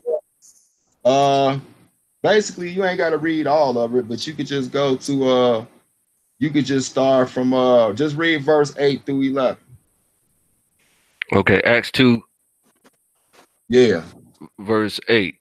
"And how hear we every man in our own tongue, wherein we were born? Parthians and Medes and Elamites and the dwellers in Mesopotamia and in Judea and Cappadocia, in Pontus and Asia, Phrygia and Pamphylia, in Egypt, and in the parts of Libya about Cyrene, and strangers of Rome, Jews and proselytes, Cretes and Arabians, we do hear them speak in our own tongues the wonderful works of our power." Okay. Hey, my question is the obvious. Being that, you know, this time, according to what you were saying, because it only took them a year and a half, and Second Ezra 13:40-45. It only took them a year and a half, which is amazing in itself. You got to go around Russia and the Bering Strait and all that. But that being said, it only took them a year and a half to get to Assyria. And of course, we know they had been cast out by the Assyrians by the time that this is written in Acts chapter 2. So my question to you is, where are the Israelites from Assyria? They're in the Americas, like I presented all night. No, what I'm saying is, why didn't Peter name any of them here? Oh, in this passage, because the when they escaped the Assyrian captivity, they fled in all directions. So 100% of them did not escape at the exact same time and whatnot. And the ones that went in ships, they went to the Americas and other locations, Australia and everywhere else. But the sign is focused on the Americas. Okay, I get that the sign. I know we quite clear on that the sign is focused on the Americas. That's my whole problem that I'm having. That's the problem I always had with the chart. Being that they were in the Americas, how is it during a vital time like this where it specifically said that devout Jews, and we know that could have been a generic term just for Israelites, period. Don't have to just be the kingdom of Judah. It said that the Jews from all over the world gathered to this place. How is it that not one of them from Assyria or America was there if they was keeping the law? Well, they kept the law for one thing, and then for two, it would take a year and a half to get there. So I mean, they were building their own civilization over here. They knew that the temple had got destroyed. Remember?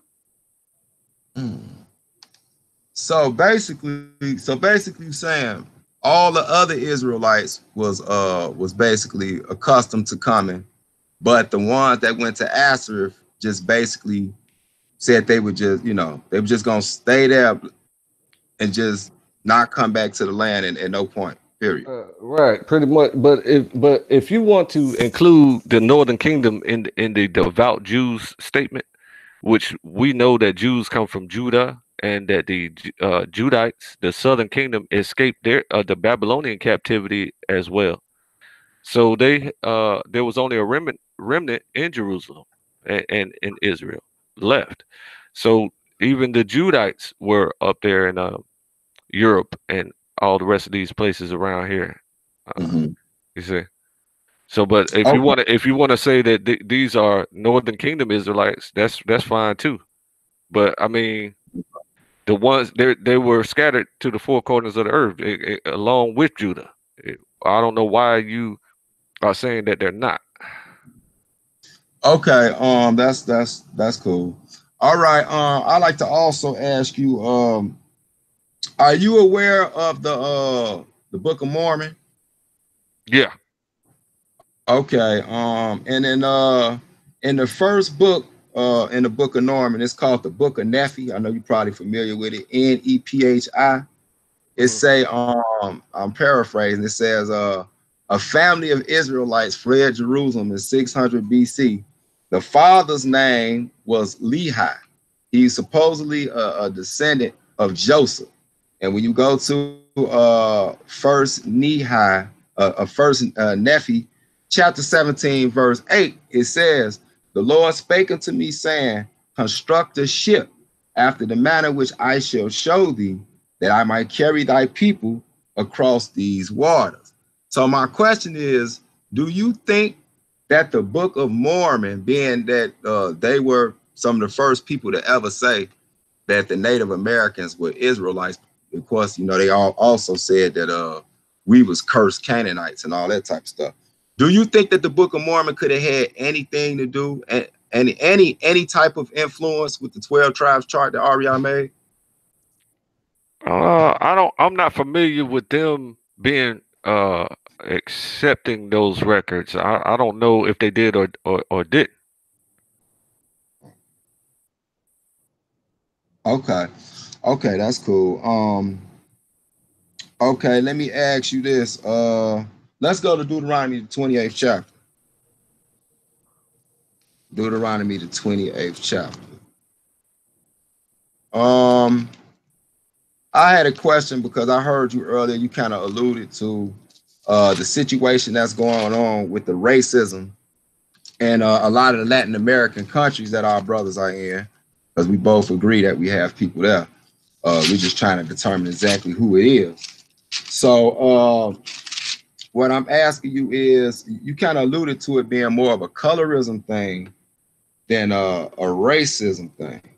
So Deuteronomy 28 and 43, I read this a couple of times today. I did it for a reason. I would like to ask you, brother, what, according to this, it says, let me read it. It says, the stranger that is within thy, what are you reading? Deuteronomy chapter 28, verse 43. Okay. It says, the stranger that is within thee shall get up above thee very high, and thou shalt come down very low. Verse 44. He shall lend to thee, and thou shalt not lend to him. He shall be the head, and thou shalt be the tail. And it lets you know in the next verse, moreover, all these curses shall come upon thee and pursue thee. So if this is a sign letting us know who the Israelites are, my question is, who are the strangers amongst, let's say, the Mexicans that's Israelites? Who are these strangers that's up over them very high that can lend unto them, like who has the financial control, can lend unto them, but they can't lend unto them? So which I'm just gonna use Mexico as an example. What people would you say that is over there? Okay, first I gotta clarify something because you misheard me. I wasn't speaking about colorism nor racism, not one time tonight. What I was describing about them having lighter complexion is that they mingle with the people because they put themselves, you know what I'm saying, in that type of situation where and have forgotten their heritage and their laws and became corrupt in all these things. So they began to marry interracially, and that's how those millions of people lighten their skin tone. Now, what was your question about this? Okay, all right, man, and I apologize if I misunderstood what point that you were making. So you wasn't really going towards the colorism thing. Well, I guess that was general for everybody who always do that. My question is, if you take a country like Mexico, for example, who's high, who's over them that's lending to them and things of that nature, right? Right, because it says the stranger amongst them. It's not talking about like an outside entity. So who's around that community of Israelites that's over them that can lend to them? That would be the Europeans. Which one? Namely the Jewishers and the Portuguese, all the Edomite dominated European countries. Time. All right, so we're gonna switch this thing over. We're gonna give Claim Your Heritage 10 minutes. Claim, whenever you're ready, you can begin your interrogation, brother. Okay. I guess my first question would have to be a surprise agreement that we had here. Okay, so you said Latinos are Israelites. Okay, so are they the Northern Kingdom or the Southern Kingdom? Do you want me to specify what I mean by Latinos? Yeah, I will, but I want you to link them to Israel. You said they're Israelites, so are they the Northern Kingdom or the Southern Kingdom? I'm saying the kingdom of Judah. That's between Judah, Benjamin, and Levi, all the Afro Latinos. I was hoping that you answered improperly like that. Okay, so now in Jeremiah 50:33. I knew you was gonna go there. Yeah, of course. You got no choice. Jeremiah 50:33, it says, "Thus says the Most High of armies, the children of Israel and the children of Judah were oppressed together." So when you see that word "were," you do realize what how that's rendered, correct? That a prophecy is talked about in past tense. Mm-hmm. Okay, so this is a future prophecy, right? I'll answer the question.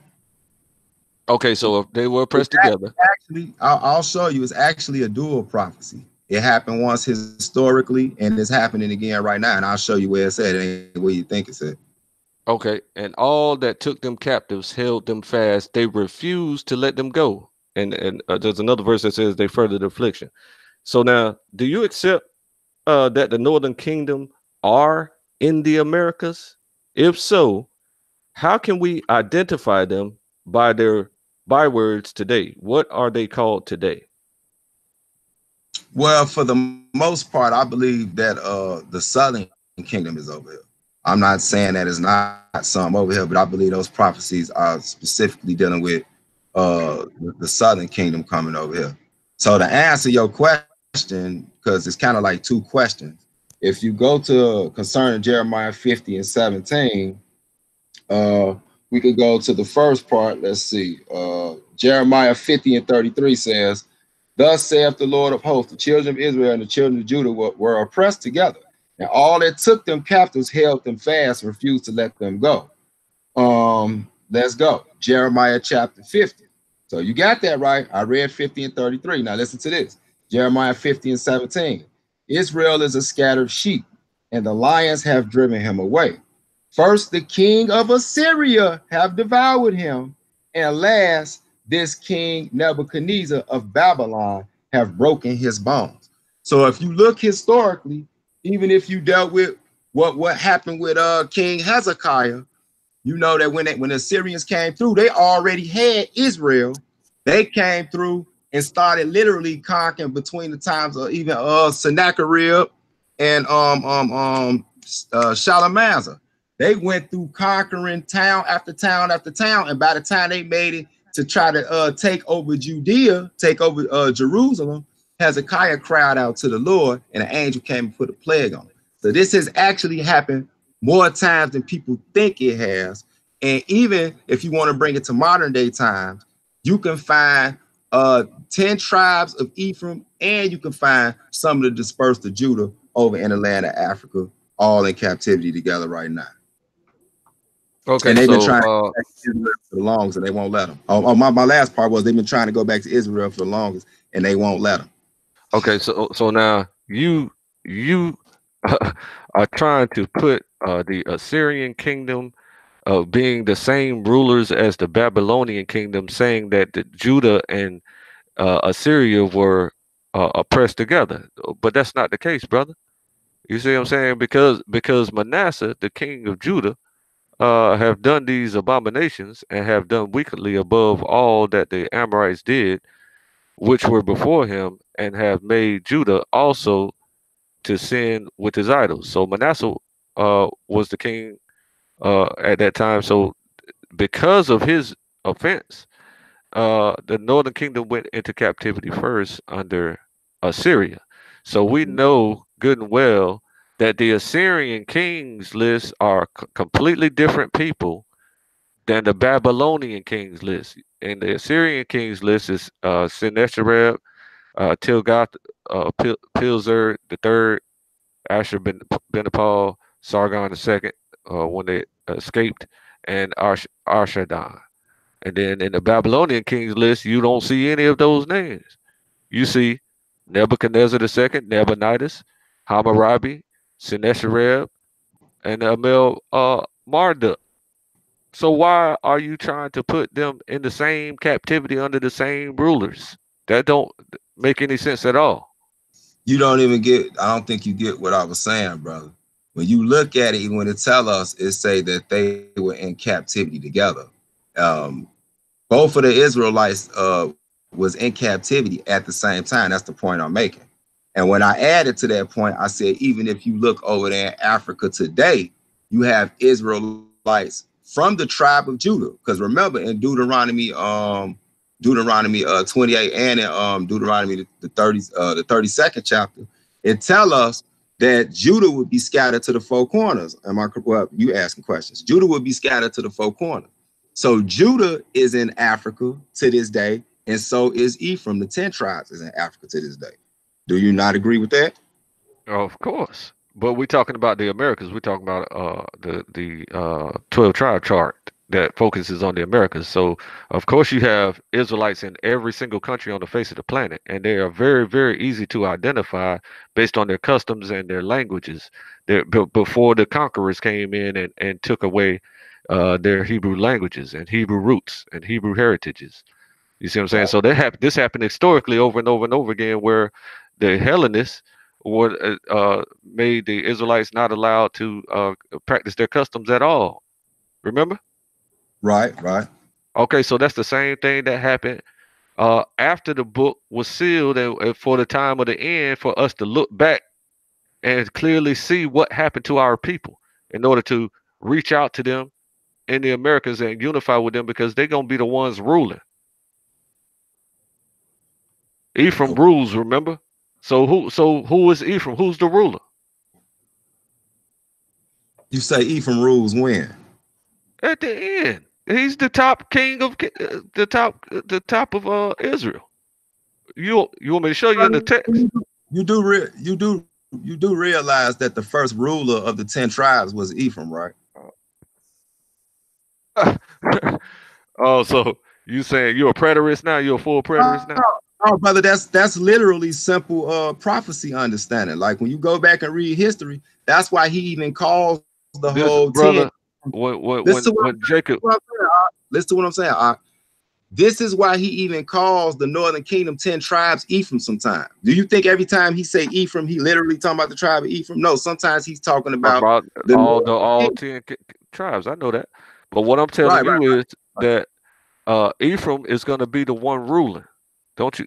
I thought you knew that. Okay, but you don't. No, Okay, I have so no. don't worry about it. I'm no, gonna show you.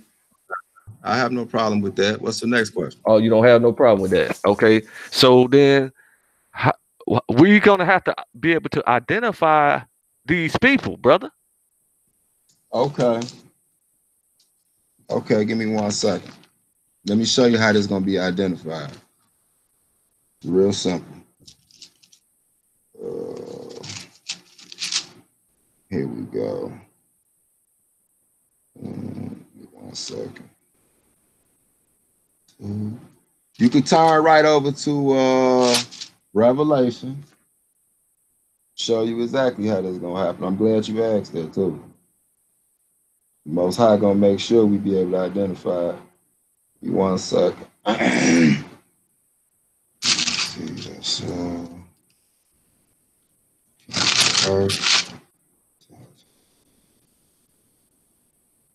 Okay.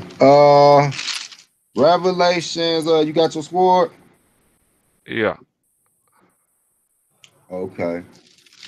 Let me see. Find it.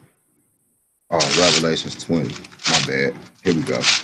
Revelations 21. It says Revelations chapter 20.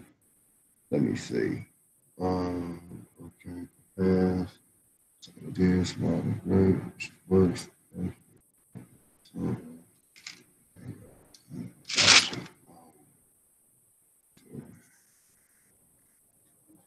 Dang, I can't find it. Oh boy. My bad, I can't find it. Time. Okay. All right. Shout out to both debaters. We're going to get into the closing. Now we're going to get into the closing. We're going to start out with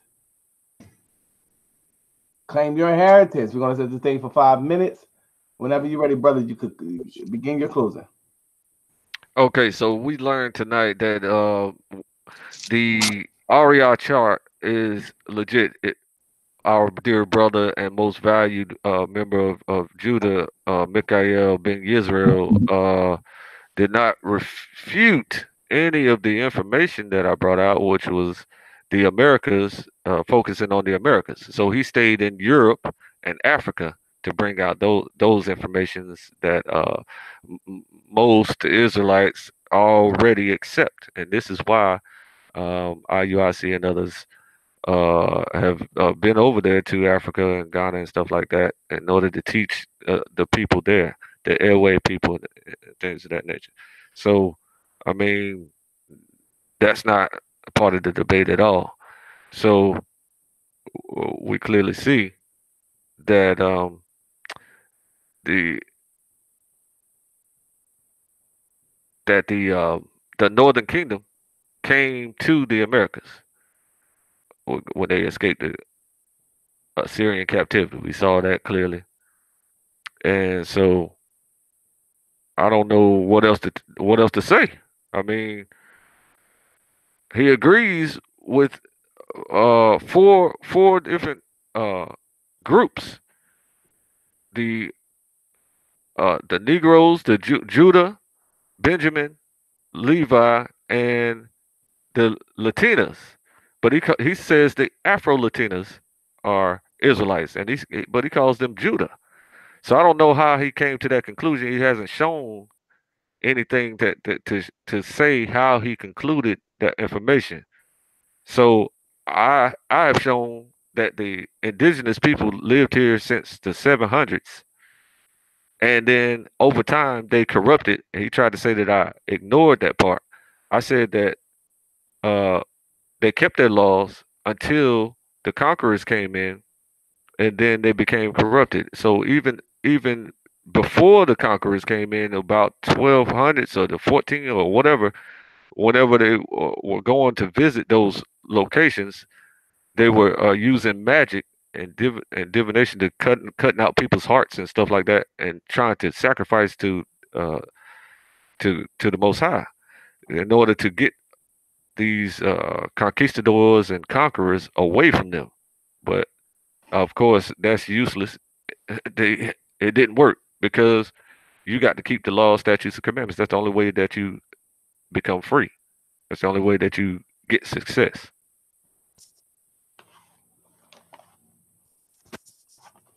That's it. All right, all right. Shout out to Claim Your Inheritance for dropping that science. We're going to now hand this thing over to MikhaEL, brother MikhaEL. Set the timer for 5 minutes. Whenever you're ready, you can begin your closing, brother.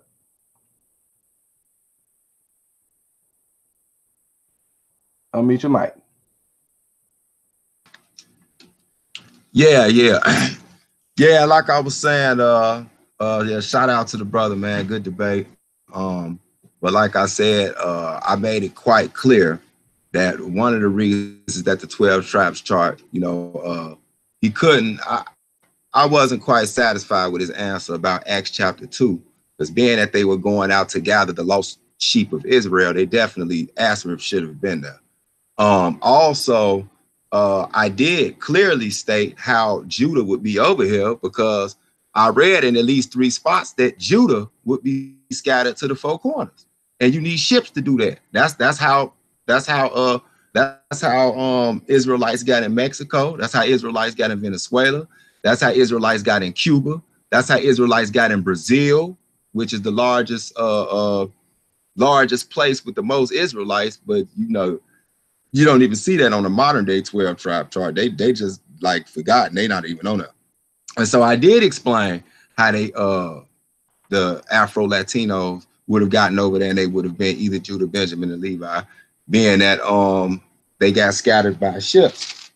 Also, I was trying to I was looking for something at the end when a brother had asked me how would we know about the what tribe is what at the end. And the cool thing about it is it really is a self-cut. It kills the whole argument that we know exactly who all 12 are right now, because when you go to Revelations, for some reason my mind went blank and I couldn't find it, which rarely happens to me. But when you go to Revelations, it tells us that there will be 12 gates with the names of the 12 tribes. So it's going to be the Most High that's going to decipher and break down exactly who is from what tribe and where. You see what I'm saying? He knows better than us. He got a real chart.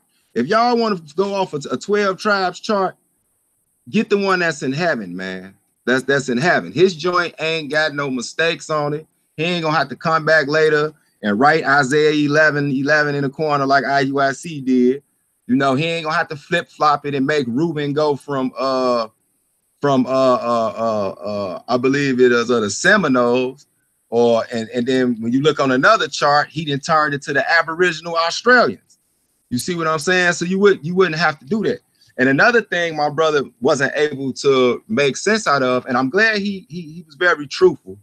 And when I asked him about the stranger coming up over the Israelites, wherever they scattered at, and being able to lend to them, but them not being able to lend back, right before the deadline buzzer went off, he admitted, he said it. He said, those are the Europeans. So he just admitted that those in Mexico that we're saying are Issachar, some of them are Europeans. Some of them are Europeans by his own admission, but you never see the Afro-Mex. And that's really what I'm doing, not so as much banging on the 12 tribes chart, but actually trying to bring equality and fairness to our Israelite brothers that scattered all throughout Latin America, who don't get looked at, they don't get brought up. You know, nobody has their women out there. You know what I'm saying? It almost seems like brothers just want exotic booty sometimes, and so they slap an Israelite on. But when you look at the facts of the scriptures, and I'm not saying that about my beloved brother, I'm not saying that about Claim, but if you look at the scriptures with the prophecies, you see what I'm saying? As far as the sign of how the Israelites are going to be identified, then, you know, you got two different people in most of Latin America, just like you got two different people in America.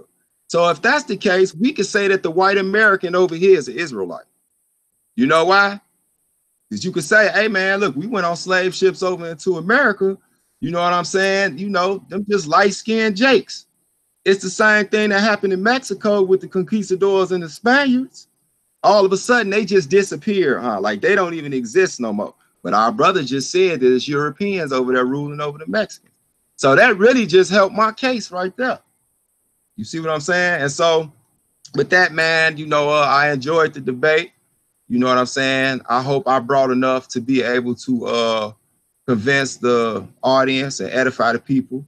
If not, you know, I know somebody was edified by it. And again, shout out to my brother Claim. Man, I enjoyed it. All praise to the Most High. Time. Thanks a lot. Very excellent debate, family.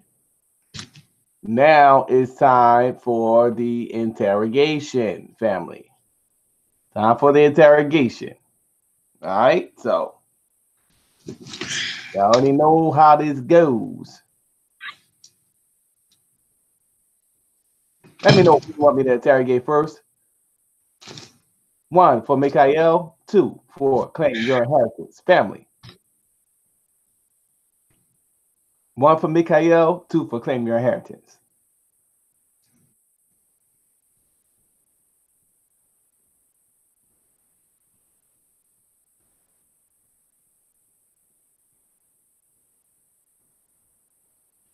I'm seeing all deuces. Hoover deuce, we keeping them. All right. We get the point. We're going to start out with Claim Your Inheritance.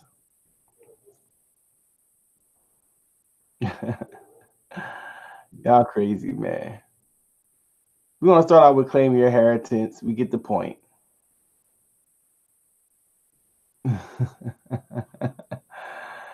Y'all crazy. I got a little strep throat too, man. I don't know what the fuck's going on.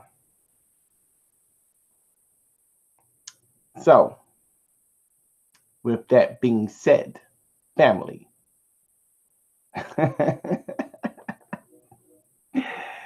Yo. All right. So, what's up, Clay? What up? Who's populating? All right, brother.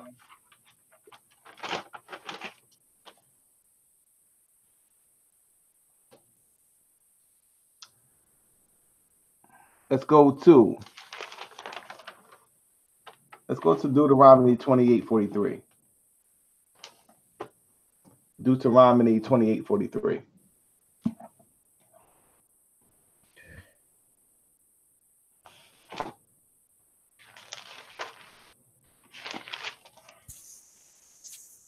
You there? Yeah. It says, the stranger that is within thee,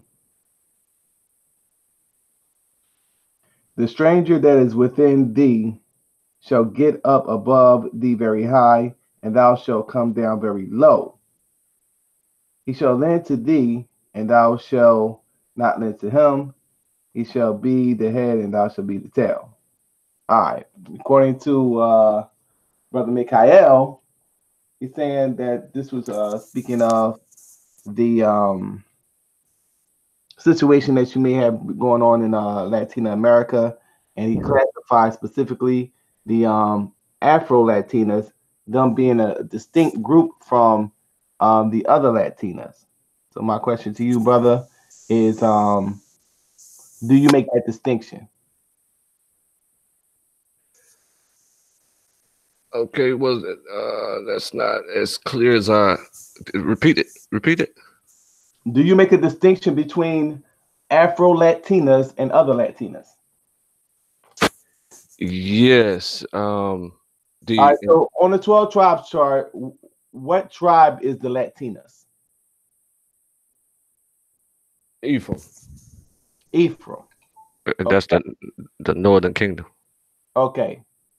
So does that comprise of only Afro-Latinas?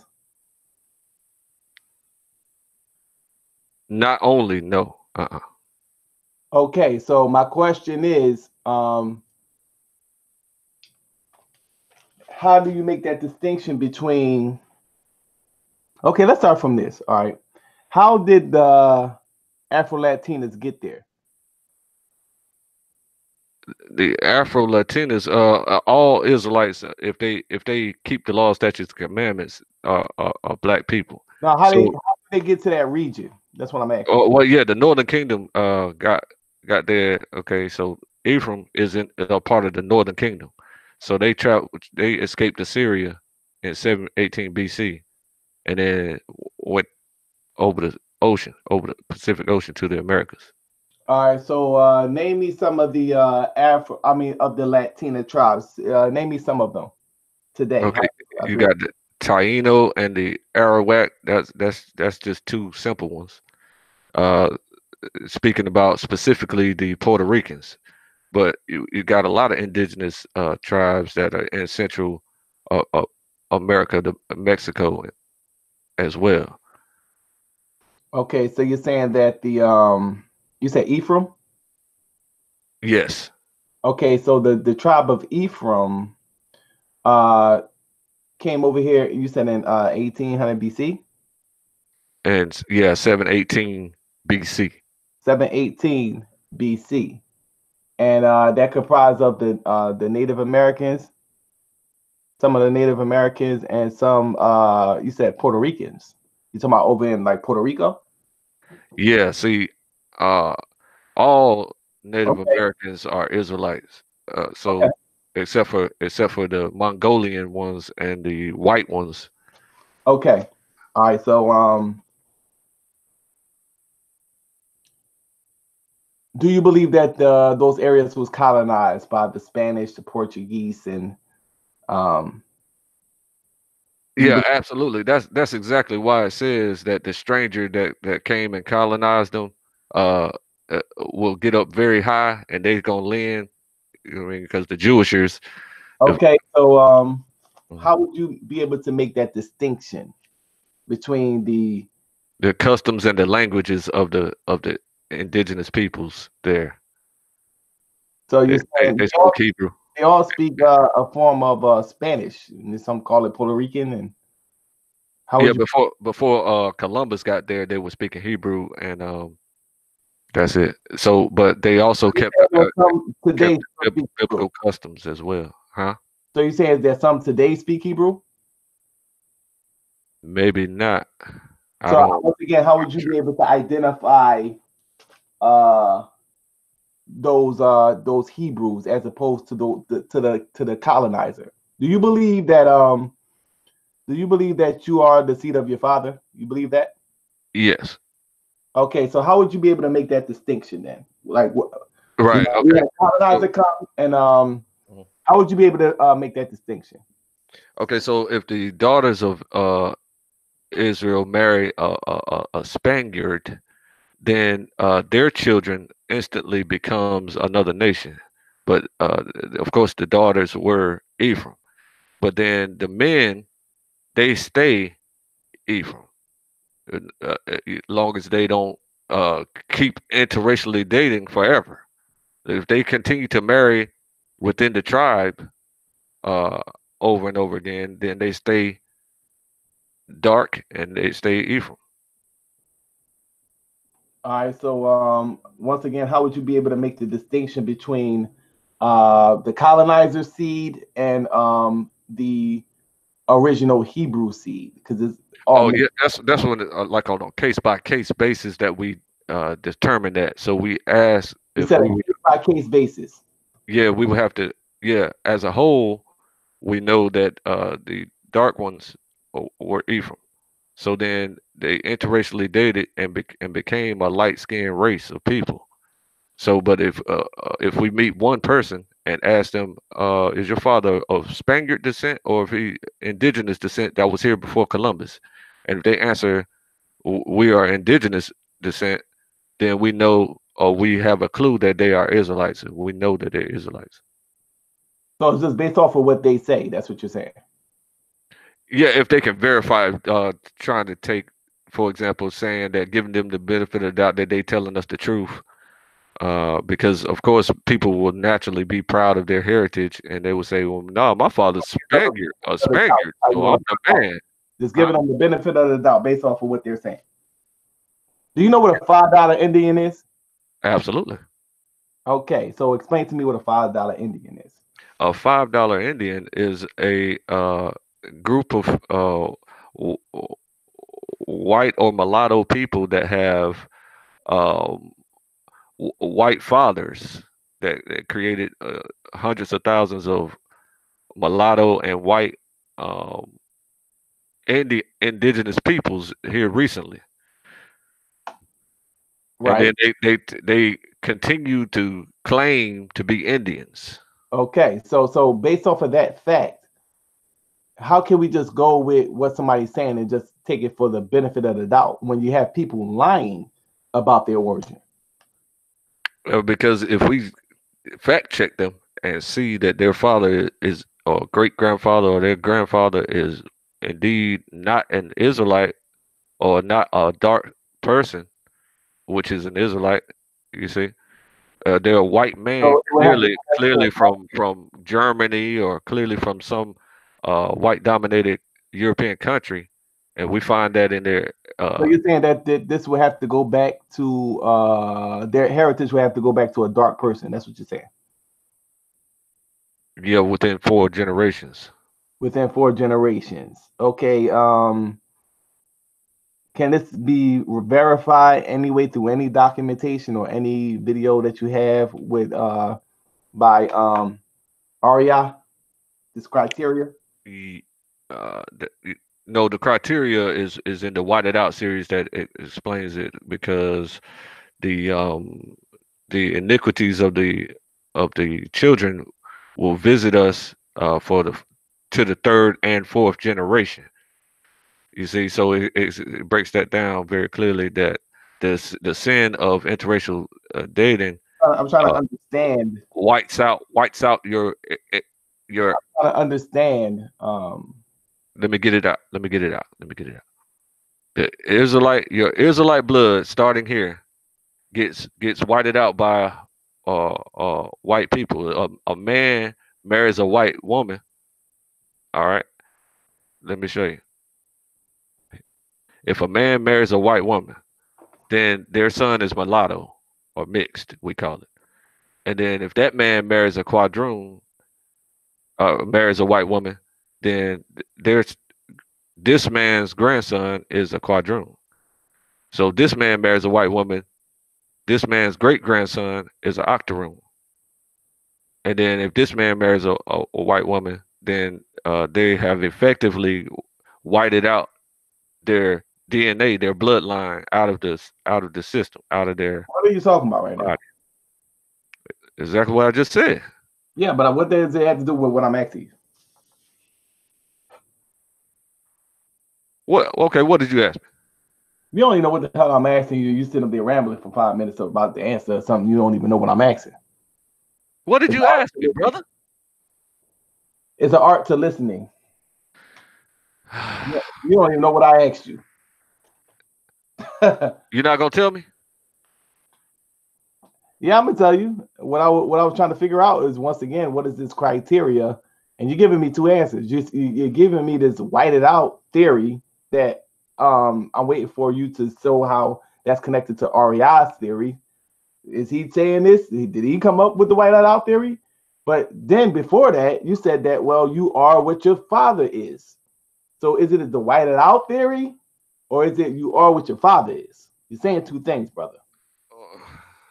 I'm not saying two things. Yeah, because I mean, I'm if answering your question very clearly, brother. if it's the father theory, then it doesn't matter what color they is, long as it's the seed of the father. But if it's the It white does out, matter what color they are, because okay, an Israelite is not white. which one is it? An Israelite is not white, brother. Okay, so what? Is Well, it they the start white off out? looking like this. So you're saying It, it's it whited comes out? from it comes from the Bible, brother. Okay, so you're telling me two things. That's what I'm saying. Is it the seed of the father, or is it the whited out theory? That's what I'm trying to figure it out. The way that all comes from the Bible, okay? The way that we keep track of our heritage is by the generations of our fathers, right? So if you continue to sin, according to Deuteronomy 5 and 9, thou shalt not bow down themselves and idols, and iniquity of the fathers upon the children unto the third and fourth generation is how it's reckoned of them that hate me. So that means they're sinning. Neither shalt thou make them your daughter shall. 12 tribe chart for me. Okay. Yeah, put up the 12 tribe chart. So was that clear? You didn't even let me finish the answer. Was that clear? They both come from the Bible. So this is how we reckon that these people are Israelites, because they still have lots of melanin in them, and they were originally Israelites, like their great grandfathers and stuff are dark people. Yeah, can you pull up the 12 tribe chart for me? Why you not saying that I answered I that? gotta confirm whether I agree or not. No, you just say that it was a clear answer or something. Not you don't have to agree just yet until you know. No, I still don't know what the hell you're talking about. Uh-huh. Yeah. I'm serious. If you want me to answer, I don't know what the hell you're talking about. You're saying that is it a whited out theory? And you're saying that, well, I'm saying that the Bible tells us genetically, the first generation, if you have sex, it could be a black father.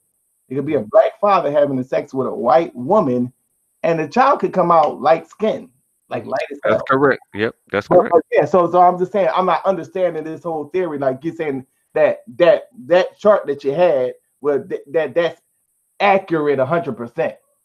So I'm not understanding that. I'm not understanding how are you connecting that to the REI's chart.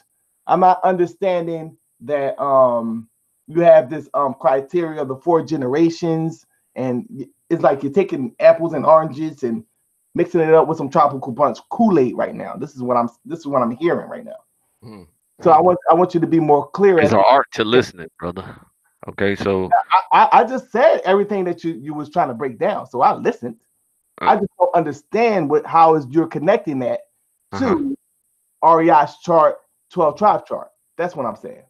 Because what I'm telling you is that there's a you pull up the chart for me, brother. Oh man, why are you not allowing me to answer the question, brother?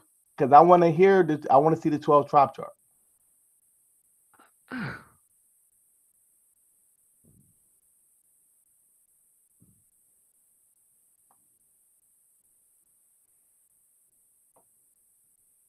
It shouldn't take that long. I mean, it's up there. It's on the screen.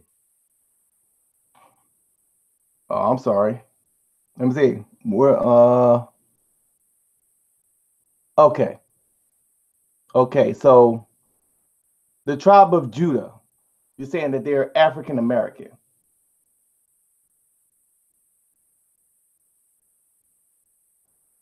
Right? Yes. Okay, so where are all these people coming from? The southern kingdom, which is Judah, Benjamin, and Levi. Judah, Benjamin, and Levi. These, you see how they all dark races? Very dark, because they keep the laws better, even though we're all corrupt now. We keep the laws better, better. So we stay dark. Where We did they don't generally marry interracially. So that's the important key that you're missing. That the interracial marriage causes the light skin on a mass scale of the other tribes. So you're saying that the tribe of Judah, the tribe of Levi, and the tribe of Benjamin, where did they come from before they were here in the Americas? They came from Africa, and the northern kingdom came from Assyria, which is all the other tribes. Right. So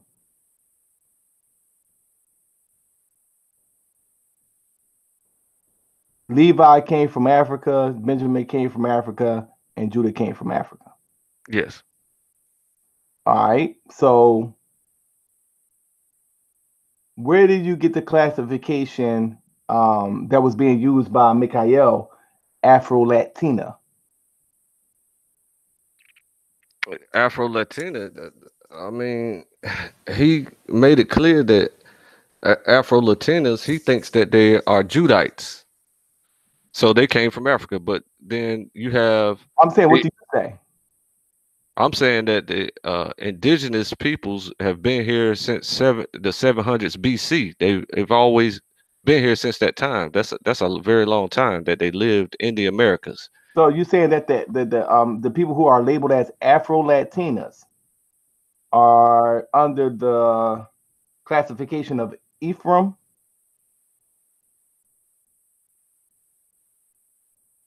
Yes. Okay. So not all of, you can't generalize every single 100% of these people. They're mixed together with the southern kingdom and the northern kingdom. Right. So are you saying that the Afro-Latinas are Judites mixed with Judah?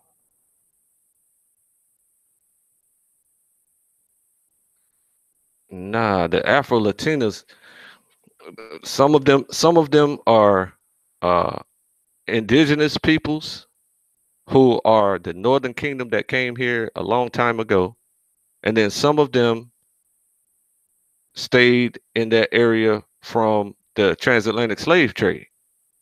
So they're not indigenous, and they're not called Indians. They're from the slave trade. So they landed over there in the slave trade.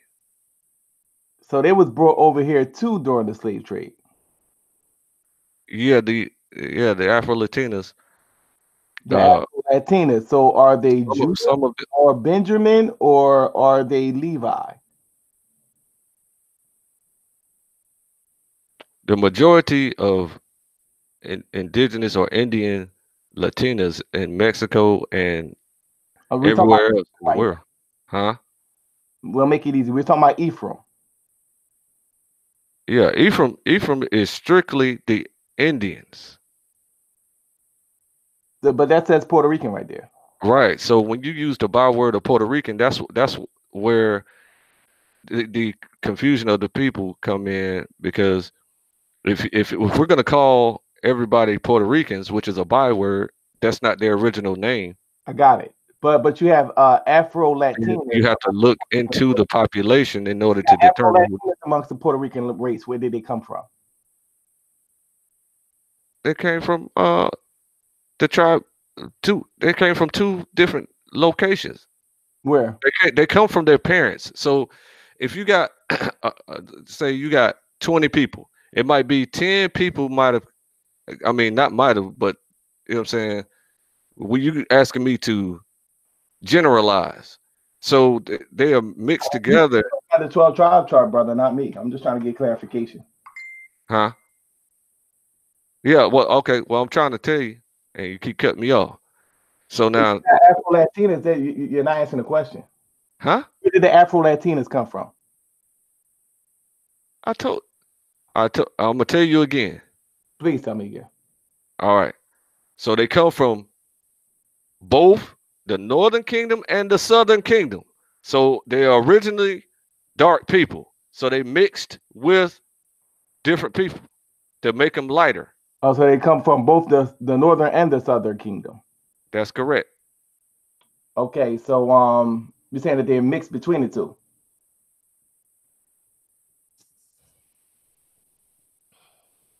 They mixed with the Is Ephraim from the northern of the? Oh man, you gonna cut me off every time I try to speak, brother? Brother, you was quiet, brother. If they come, I'm if not Ephraim come quiet from, at all. Nick saw that. Nick saw that. Is Ephraim from the northern or the southern kingdom? Both. All right. Ephraim is from the northern and southern kingdom. You're saying? That's what I've been saying the whole time. So now you got the stranger that is within them, which is the Europeans came in and amalgamated with them and made their skin lighter. So if they have Spaniard fathers mixed with a indigenous mother, then their child is European according to REI's chart. But if they have indigenous father and a European mother, then that child is a Israelite according to REI's chart. Yeah. So tell me the tribes that are from the northern kingdom.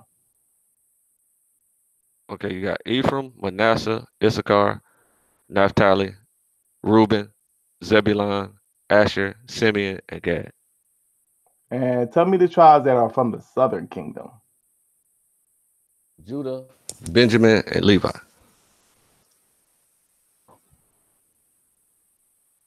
What tribe is Ephraim from? Ephraim is the name of the tribe. I mean, what part is Ephraim from? Northern or southern? Northern and southern. No, the Puerto Ricans are northern and southern. Right. So I mean, so are Judites and all types of other people. We mixed up together, but this is accurate and extremely accurate. Right. You seem to be very confused, brother. I'm not confused at all. Yeah, because you just said two things. Uh-huh. I listened very carefully. I said, tell me the ones from the northern kingdom. You said Ephraim, Manasseh, and I said, name me the kings for the southern kingdom. You said Judah, Benjamin, Levi. I said, what tribe is Ephraim from? I mean, what place is Ephraim from? You said both northern and southern. Is that not confusing the hell out of persons trying to get clarification? Yeah, that's why I'm trying to clarify for you, because you're not listening. You're not listening. See how you cut me off every time I try to answer your question? Brother, we heard your answer. You didn't hear nothing. I'm trying to answer this last question that you're saying. I said, I see how you're confused. What you're going to stop doing is I see how you're confused. And then I'm when trying to clarify it for you. Answers, you're going to say, well, let me explain. I gave you time to explain. You're saying two things. Oh, you have it. Yes, you. Yo, once again, we'll do it again. We'll do it again. Because you're going to give me some. I guarantee you, you're going to give me a different answer. Name me the Northern Kingdom. Huh? Tell me the Northern Kingdom. The Northern Kingdom is Ephraim, Manasseh, Naphtali, Reuben, Issachar, Zebulun, Asher, Simeon, and Gad. Name me the Southern Kingdom. Right. And so what you're not getting is Name me the Southern Kingdom. The Southern, see?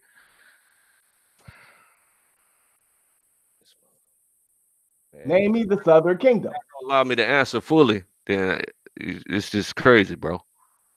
Name me the Southern Kingdom. Judah, Benjamin, and Levi. Okay. Where does Ephraim come from? Ephraim is the name of the tribe. When they got to Puerto Rico, there were white Northern people. or southern? Oh my God, the Northern Kingdom, brother. Okay, I see exactly. You said they was both northern and southern. Then you said they was northern. Now you're saying they northern and southern. Now No, that's a lie. That's a you lie. You said, said that Ephraim was northern and southern. Everybody, mute your mic, man. That's a lie. You said the Afro Latinas, not Ephraim. You said the Afro Latinas. You, brother. Wait. This is what we do. This is what we do. You said, one, if you heard claim, say that. Oh man, see, you said the Afro Latinas, brother. You said the Afro Latinas. Ephraim. I said, where does Ephraim come? You said northern and southern. Press 1 if you heard him say Ephraim is northern and southern. Brother, you kept saying the Afro Latinas. So I was answering your Afro Latina question. The Afro Latinas are both the northern and the southern. Everybody's wrong and you're right. That's what you're saying? No, listen, brother. If you let me finish a full answer, you can hear it clearly. If you say it clearly, then I'm trying to say it clearly, but you keep cutting me off. Because you're not making any sense because you're saying two things. How can I look? Just think about this. How can I move talking so I can answer? How can I move on and not ask for clarity when you're allowing me to answer? Go and let you go and say two things. I'm not allowing me to answer. You're not allowing me to answer. So your question was the Afro Latinas. You kept saying the Afro Latinas. So the Afro, don't even try it. Don't even try it, liar. The Afro Latinas are in Puerto Rico and all this. We're moving on. We're moving on since I'm a liar. Yeah, you are lying because you said the Afro Latinas. I'm lying. You're right. Yeah, you kept saying the Afro Latinas. That's just one. That's just one part of it. Thanks a lot, brother. Thanks a lot, brother. You're right. I'm a liar. Oh, so you're not gonna admit that you lied and you said Afro Latinas? Yeah. All right. MikhaEL. What's going on, brother? Peace, my brother, man. My peace. I'm just being peaceful, man. All right.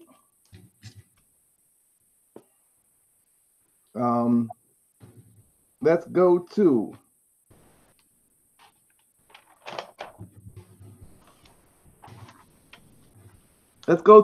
Jeremiah chapter 50, verse 33. Yes, sir. Give me 1 minute. I should have just had the book open because I knew you was going there anyway.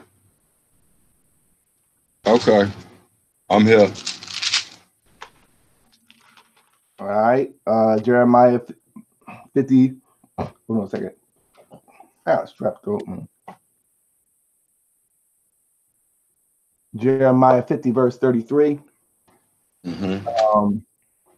It says, "Thus saith the Lord of hosts, the children of Israel and the children of Judah were oppressed together, and all that took them captives held them fast. They refused to let them go." All right, brother. Do you subscribe to certain aspects of the 12 tribe chart? No, because I already knew that Judah, Benjamin, and Levi was in the West before I knew anything about 12 tribe chart. So no. Like as far as Haiti being Levi and Jamaica being Benjamin, no, I don't. Okay, so you believe that the so-called African Americans, the people of Haiti and the people in Jamaica are Israelites? Most definitely. So do you know what tribe they come from? Either Judah, Benjamin, or Levi. Can't say 100%. That's why I brought up. How would you know that? How would I know what?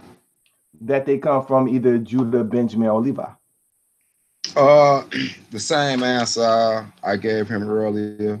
We can go to Isaiah the 11th chapter, and I'm gonna go to Isaiah 11, and I'm gonna pick it up at verse 11. It says, and it shall come to pass in that day, the Lord has set his hand again a second time to recover the remnant of his people, which shall be left from Assyria and from Egypt and from Pathros and from Cush, which of course is Ethiopia, and from Elam and from Shinar and from Hamath and from the islands of the sea. And he shall set up an ensign for the nations and shall assemble the outcast of Israel and gather the dispersed of Judah from the four corners of the earth.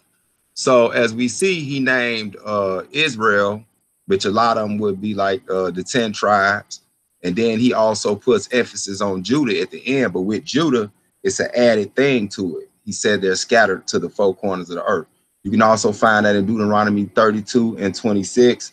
And if we go to, give me one second, if we can also go to, just to help it, add a little mustard to it, Zephaniah, the 3rd chapter,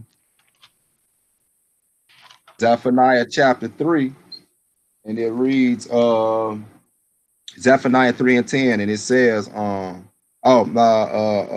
beyond the rivers of Ethiopia, my suppliants, even the daughter of my dispersed, shall bring my offering.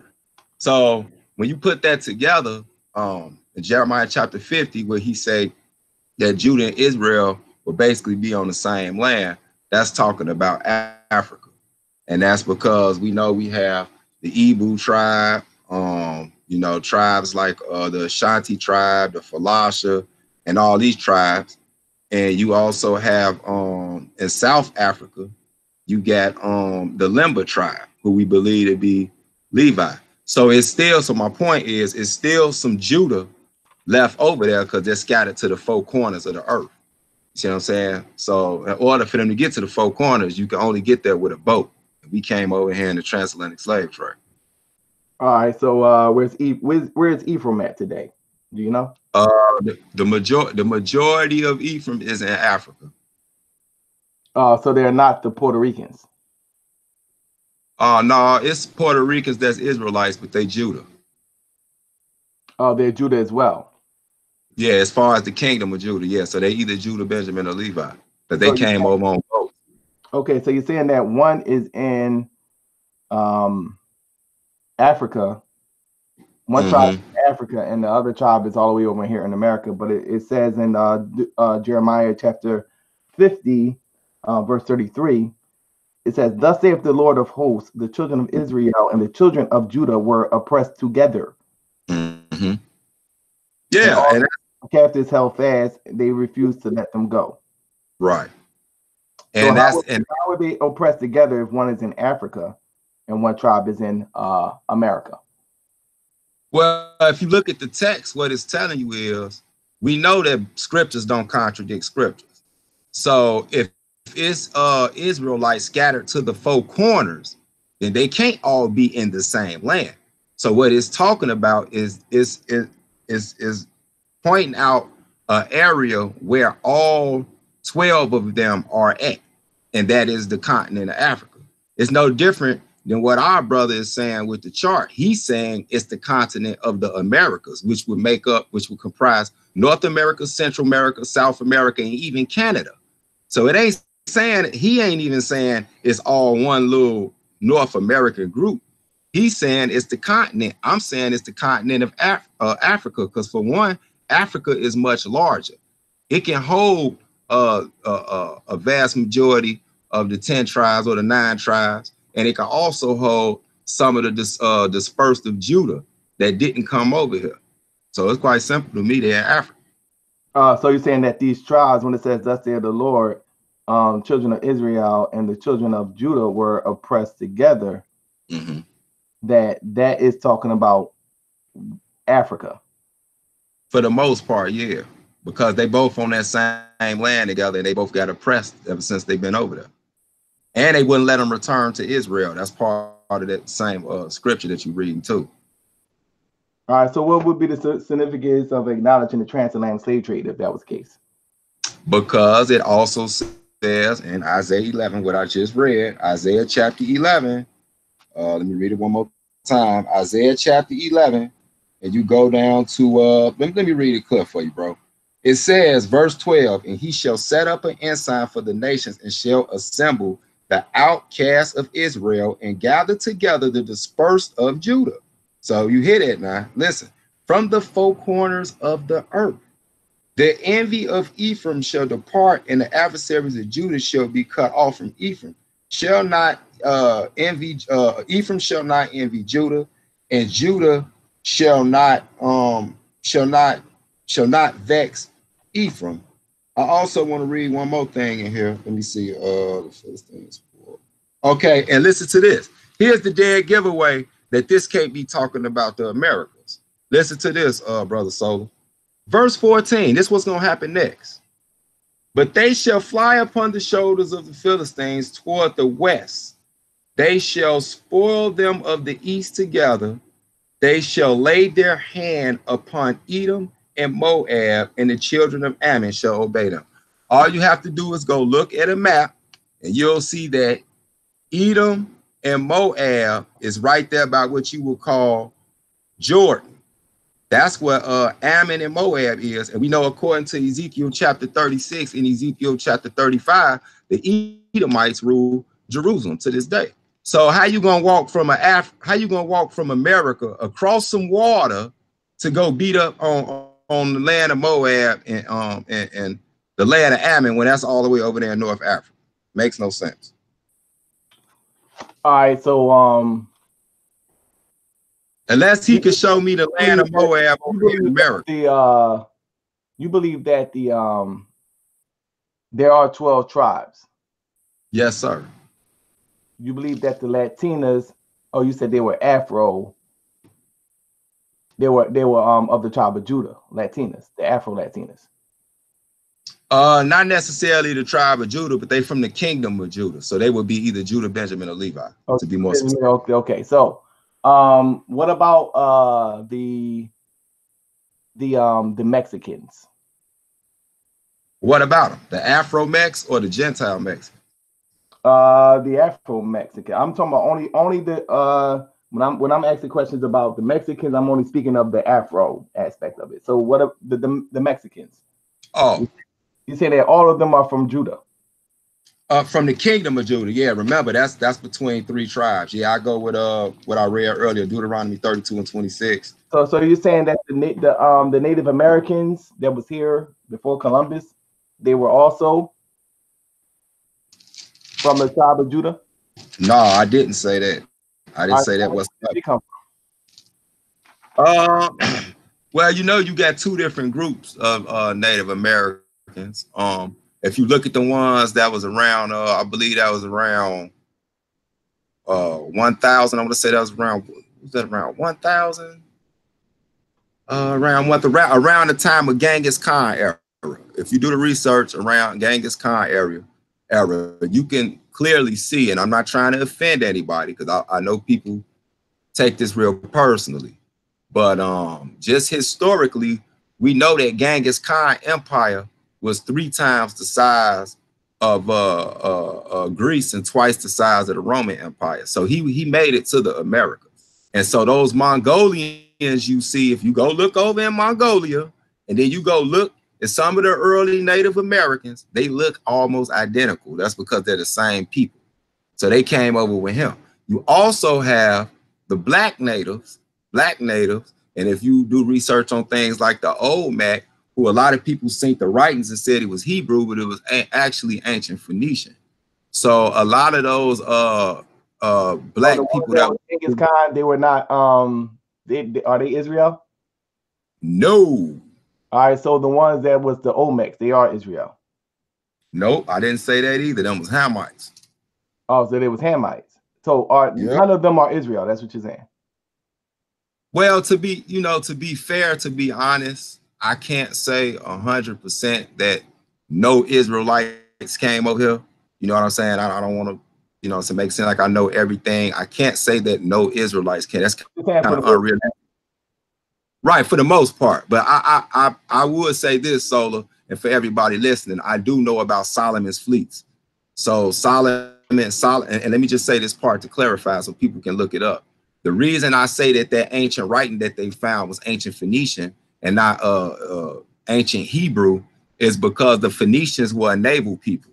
And we know during the times of Solomon, he had fleets. And if you go look, the Phoenicians were some of the people that were naval people. So they would have came over here. So that's why I say. How do you make the difference between like a Hamite? Were they Hamites in West Africa before the transatlantic slave trade? Was it Hamites in West Africa before? I'm pretty sure they was there. Yeah, I'm pretty sure. So you're saying that only the Hamites were only the Israelites were taken and scattered, or were there Hamites as well? I believe damn near 100% of the Israelites was taken, and I say that. I know some people think that's unrealistic, but if you truly believe in prophecy and believe in scriptures, God he not color struck. Like he not gonna not know who you are because y'all look alike. Only humans do that. If you look at like the slave narratives of Aludo Equiano, which is a real slave narrative, he tells his story about how he got kidnapped and taken to Europe. And the first thing he said was, these other African tribes was not like my people. They were not circumcised. So meaning they had their stuff hanging out. You know, they didn't cover themselves like us. He said they were not circumcised, and he said their women were not as modest as ours, meaning they didn't cover their head and all that. So it was always this distinction between who the Israelite was and the Hamites, and it was mainly due to the customs over in Africa. So you're saying that all the people that was taken out of West Africa for the transatlantic slave trade were Israelites and not Hamites. But realistically speaking, I gotta say at least the majority of, vast majority, yeah. All right, and you're basing that off of cultural customs. And prophecy, not just one alone, but I put them together. I use them together, and I say I would have to come to that conclusion. So how are you making that conclusion when there's people in Brazil that had African customs and African traditions? Well, I mean, we're gonna do that anyway. I'm not saying it like we would keep all of our Israelite customs. That would kind of defeat the purpose of us being lost. But they were like an identifying marker in certain cases. A lot of the African customs that we call African actually are Hebraic customs. If you look into them, like the Igbo tribe was loaded with a lot of Hebraic customs. If you look at the Yoruba tribe, they're a prime example that they mixed Hebrew customs with African Hamitic customs. All right, so when you say mixed with African customs, are you suggesting that there was some type of integration between the African Hamites and the Israelites before the transatlantic slave trade? I wouldn't say there was an integration, but there was definitely contact. It had to be contact. I mean, we wasn't just isolated, to that degree. Matter of fact, throughout all our history, that was our problem. We always ran into other nations and started to take up some of their ways and trying to mix it with our ways. And that's what got us in trouble. So you don't think that includes intermingling? Well, look, no, we've had to have some of their women, if that's what you ask, and they have some of our men at times, yeah. But what I'm saying is, my argument is the bulk, the majority of the Israelites in Africa, for the most part, stood out because of some of their ways and their customs. So understanding that, you would have to admit that there are some Africans that did come over here then. Yeah, that's why I said vast majority. So I would probably give it about a 90%-ish rate on Israelite. Okay, so what about the other tribes of the Northern Kingdom? Where are they at now? I named them in Isaiah chapter 11. And I don't think they're just there. I think they're also in Asia and parts of India. You know what I'm saying? I think a lot of times we focus on the transatlantic slave trade, but don't nobody talk about the sub-Saharan slave trade that happened with the Arabs before that. You know what I'm saying? They was taking our people all up the other way. And so I believe that the bulk of the Northern Kingdom is in Africa. You got to think, Africa is 3 times the size of the Americas. So you could fit America inside Africa 3 times. So that would support more of our tribes. All right. Thanks a lot, brother. We're going to Yes, move sir. forward to the voting. Who do you vote for? Is it MikhaEL or Claim Your Inheritance? Family. We're going to start out with the peers vote. You already know the process, family. You can call in now. This is peer votes. Peers. Call in now or forever hold your speech.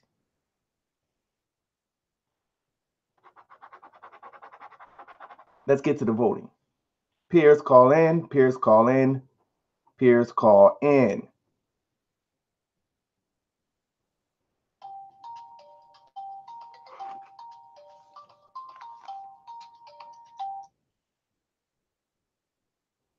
Outside the cube. Peace. Who you vote for? Hey, peace, man. I got to give it to the brother MikhaEL. Claim is usually awful, but he was especially terrible tonight and resorted to lying. And Arya never taught that Ephraim is also Judah, so he lied about that. Game over. Congratulations, MikhaEL.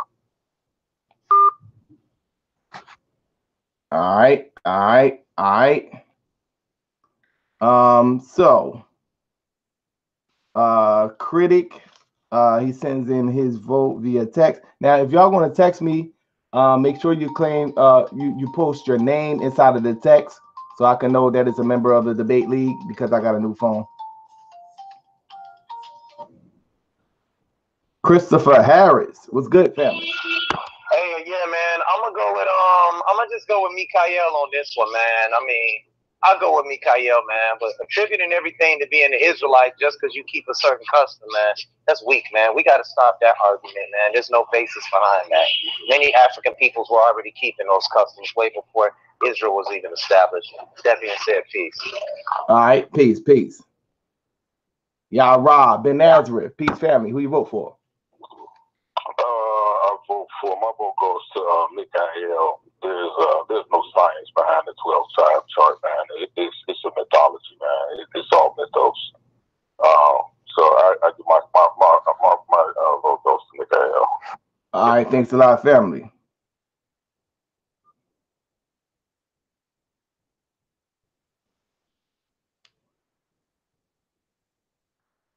Outside the cube, outside the blue, he votes for MikhaEL. So we got 4 votes, 4 peer votes for MikhaEL. We have 0 for Claim.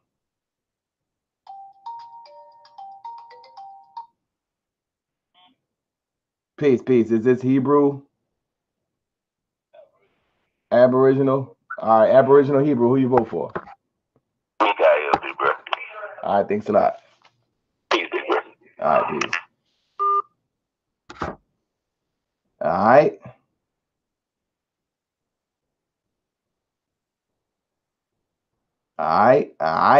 right. Yeah, man.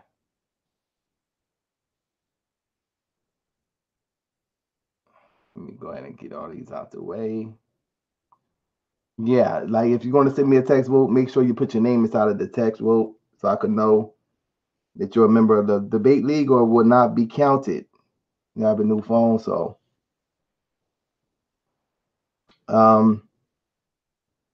let me see. Yes, as what I said earlier, we're going to be rocking out all week. We're going to have not tomorrow, but Thursday, we're going to have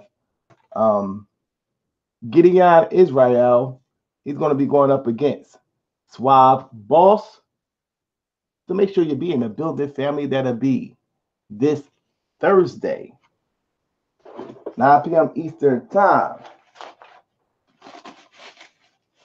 And also, we'll be capping off the second round with the debate between brother Bishop Eliyahu and Outside the Cube. That'll be this Sunday, 7 p.m. Eastern Standard Time, family. And that'll cap off the semi-conference final rounds of Solar Vision Debate League. So, I'm telling you, man, these debates are getting real crazy and intense. And that's the way I like it. You know what I'm saying? Because whoever's going to win this thing is going to be, it's going to know that they earned that. You're going to earn this. You're going to earn this trophy. You know what I'm saying? This trophy is going to be earned. And either you want it or you don't. Simple as that. You want it or you don't. So if you want it, you got to fight for it. If you ain't willing to fight, that means you don't want it. And if you don't want it, that means you're going to get kicked out. Win or go home, family. You know what I mean? So we'll get this thing another minute or two for the peers vote. And then we're going to move on in a second.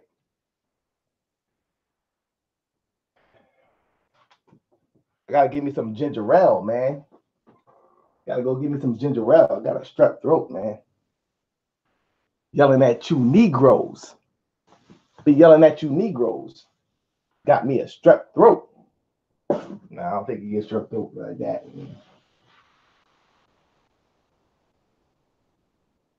We will be debating tomorrow.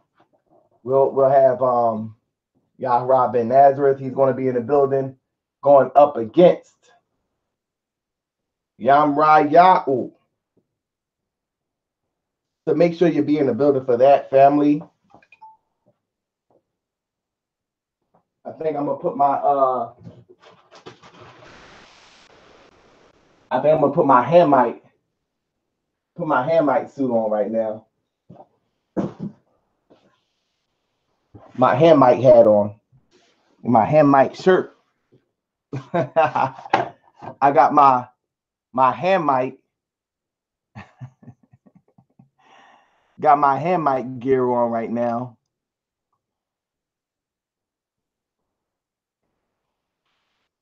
I'm all hand mic out. You know what I'm saying? Got the hand mic shirt and the hand mic hat. You know what I mean? So who's going to bring it home? Who's going to bring it home, family?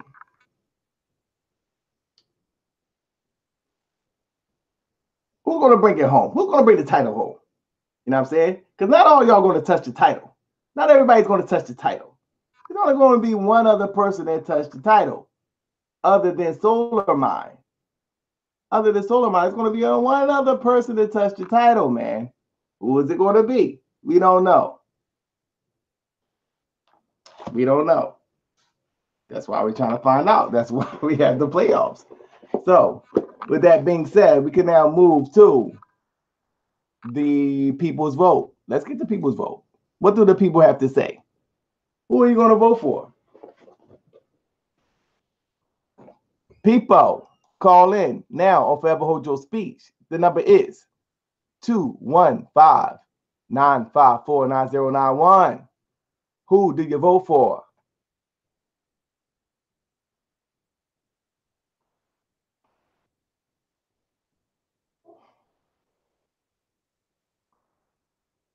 Who do you vote for?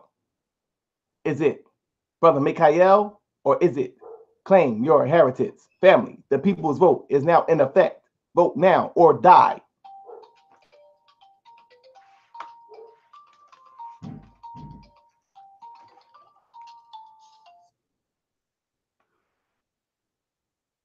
Peace, peace, peace, peace. Say your name, who you vote for. Peace, shalom. I'm voting for MikhaEL. It was a real good exchange, though, but he took it. Yes, sir. Yes, sir. Thanks a lot, brother. Right.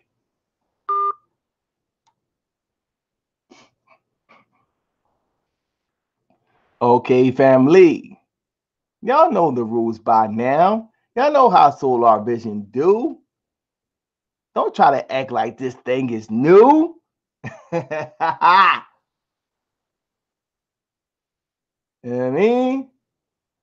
Wax Dog, Rich Mob, aka #1 Sniper in the building. That's the number. Call in now or forever hold your speech. The peers vote is now in effect, man.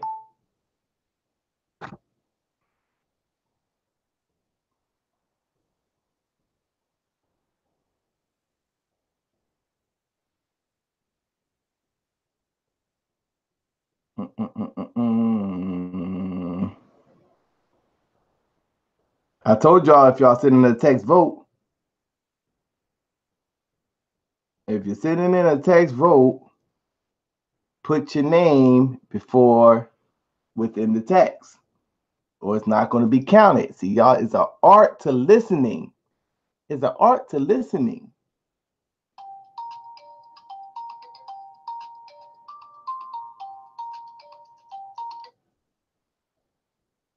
Peace, fam. State your name. Who you vote for? I vote for MikhaEL. That video alone just killed everything. All right. Thanks a lot. All right. We got to vote for MikhaEL. Let's go to the next caller. Peace, family. Who you vote for? State your name. Who you vote for? Yeah. It's T-Bone. I'm going to claim your inheritance. All right. All right. Thanks a lot.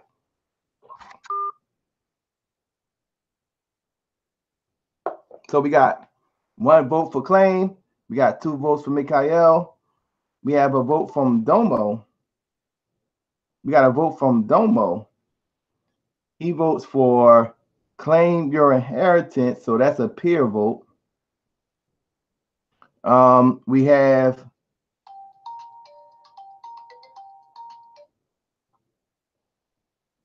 peace, family. State your name. Who you vote for? Rachel, claim your inheritance. All right, all right. So we tied up at 2 with the people's vote.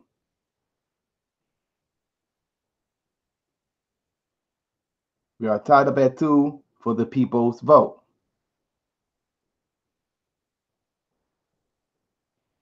All right. So G-Con votes for MikhaEL. So that'd be 2, 4, 6 peer votes to 1. MikhaEL. And we're tied up at 2 with the people's votes. People. We got 99 people up in the building. Come on now. Stop playing with me. Stop playing with me.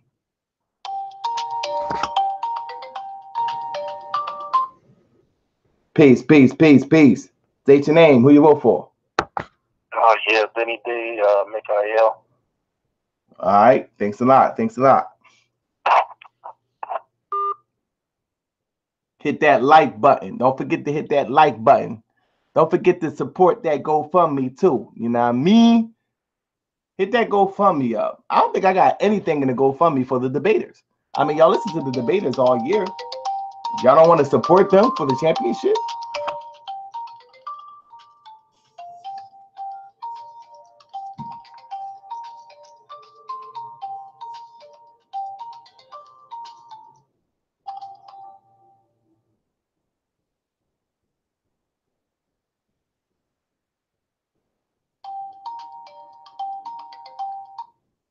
Peace. State your name. Who you vote for? This is David and Judah. Shout out to both debaters. I got MikhaEL. All right. Thanks a lot. All right. We got 4 people's votes to 2. MikhaEL.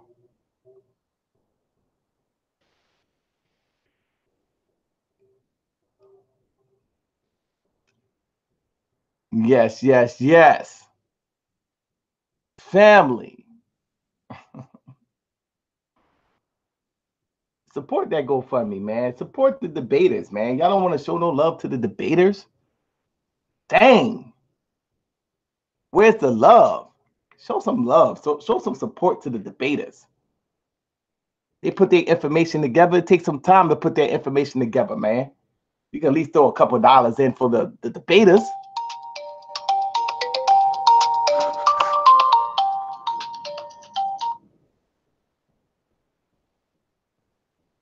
Peace. State your name. Who you vote for? Yo, this is Yoruba Ben. I'm going for MikhaEL. All right. Thanks a lot.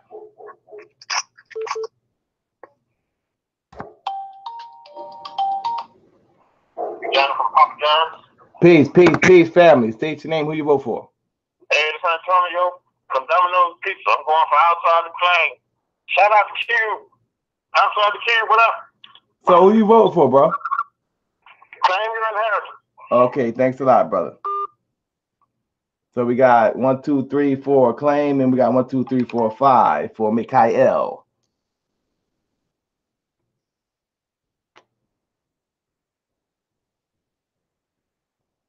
Yes, yes, yes, yes.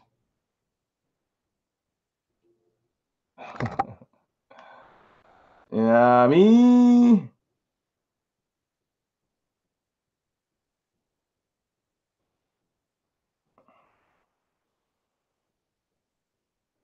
All right. Only the people of only members of the debate league can send a vote via text message. Only members of the debate league.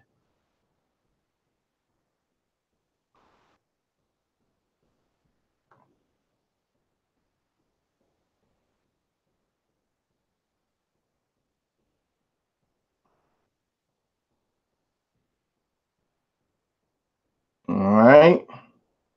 So once again, we'll give this thing another minute or so before we move forward to the judges round.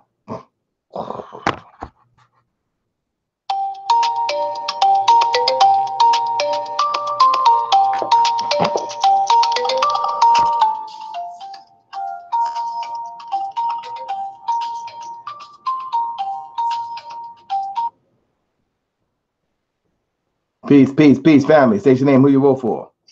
This is Brother Cassius Israel. I'm voting for MikhaEL. All right. Thanks a lot, brother.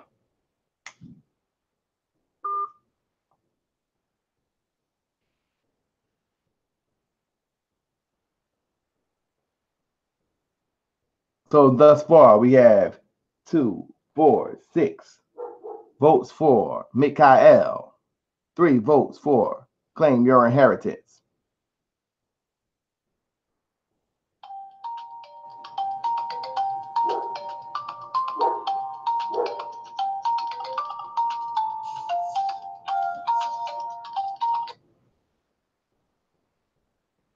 Peace, family. State your name, who you vote for. Vote for claim. What's that? Vote for claim. All right. Thanks a lot. We got 4 votes for claim. We got 6 votes for brother MikhaEL.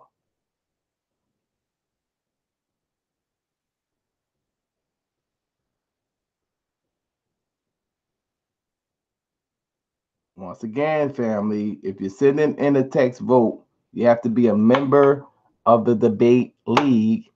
And when you send in the text vote, please state your name inside of the text.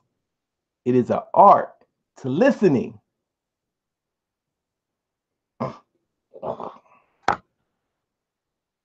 Tell y'all guys, man. You're just hard-headed. You're hard-headed. That's the problem. You just got a hard head.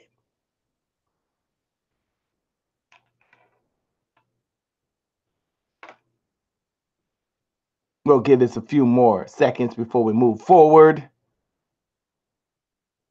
Get this thing locked and loaded, signed and sealed. Shout out to Do the Knowledge Radio. If you haven't done so, make sure you subscribe to the YouTube page. Do the Knowledge Radio is a simple click. See what you do, right? It's the 3 dots right beside his name. You click on that, right? And then there's a go-to channel right there. Boom. You go to the channel and you subscribe and hit the notification sign so you can be updated on when he does posts and live streams.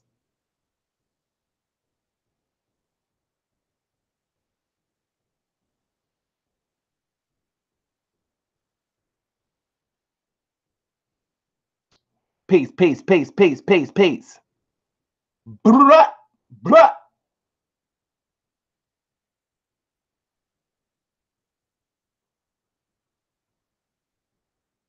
You know what I mean? I think I'm from the tribe of Benjamin, man. Just to be real with you, you know.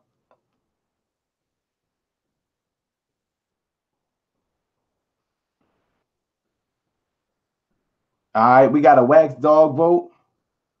Wax Dog. Wax Dog votes for Claim Your Inheritance.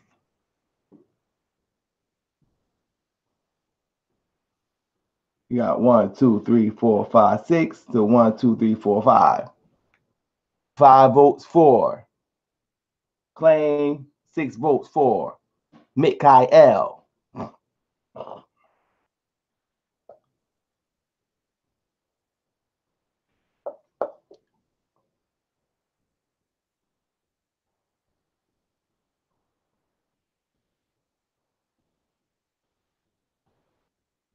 So, family, if you want to call in now, no forever hold your speech, make sure you do so right away. We got 30 seconds before we move forward.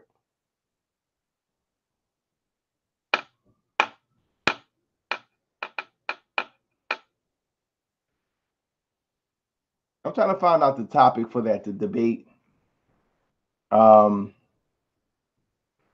I'm going to do so. I got my chalkboard up, but I haven't been using it lately. I need to get back to it. Not a chalkboard, but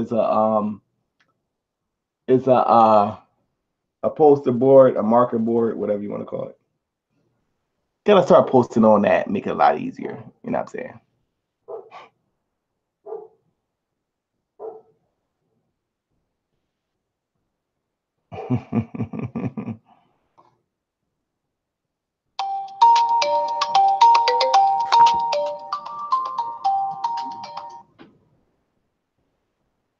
All right, Alabama. Peace, family. State your name, who you vote for. I'm voting for Claim. All right. So we got a tied ball game right now. We are tied. People's votes. 1, 2, 3, 4, 5, 6. 1, 2, 3, 4, 5, 6. Claim your inheritance. He's always winning the people's vote. So we are now tied.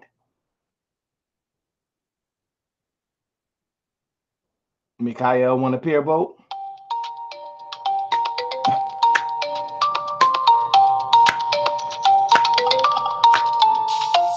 All right, let me stop tripping. Peace, family. State your name. Who you vote for? I vote for Claim. Uh-oh. Things is about to get interesting now, man.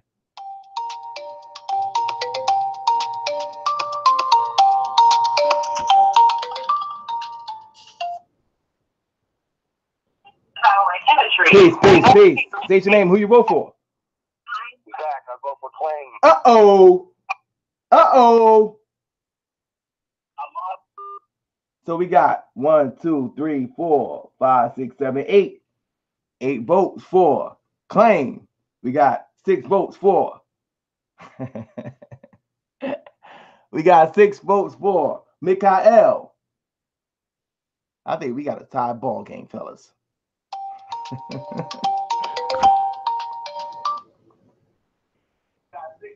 Peace.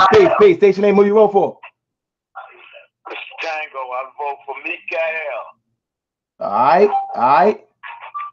So it's 2, 4, 6, 7. 7 votes to 8.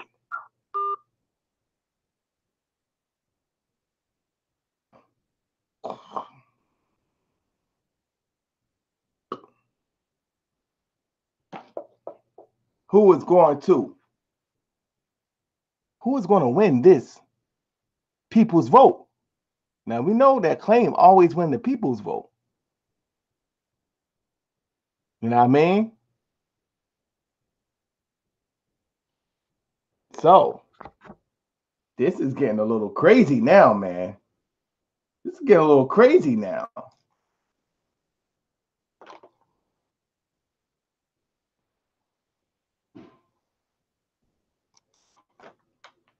This is getting a little crazy now, family. Yeah, man. We're going to see who comes up. I'm going to wait. We're going to wait this one out. Y'all better call them relatives. Y'all better call them relatives right now. We're going to get down to the bottom of this. 8-7. Claim. MikhaEL. No, we're going to rock out. We're going to give it about another 30 minutes before we move forward to the judges' votes. So, hey, it is what it is.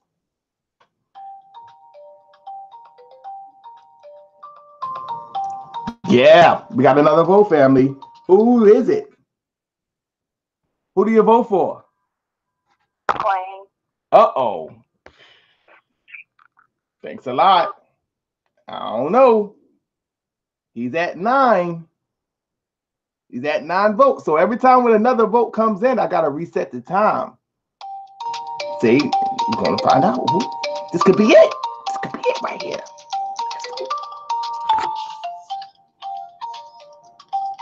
Yeah, no, come on, guys. No unknown calls. See, y'all, this is why I got a white man, y'all. You know what I'm saying? Ain't no unknown calls, man. Come on, man. Dang, I gotta just do it right this time. Let's do it right this time, people. Dang, y'all always gotta do some crazy stuff all the time. You get crazy too much. Just do it right this time.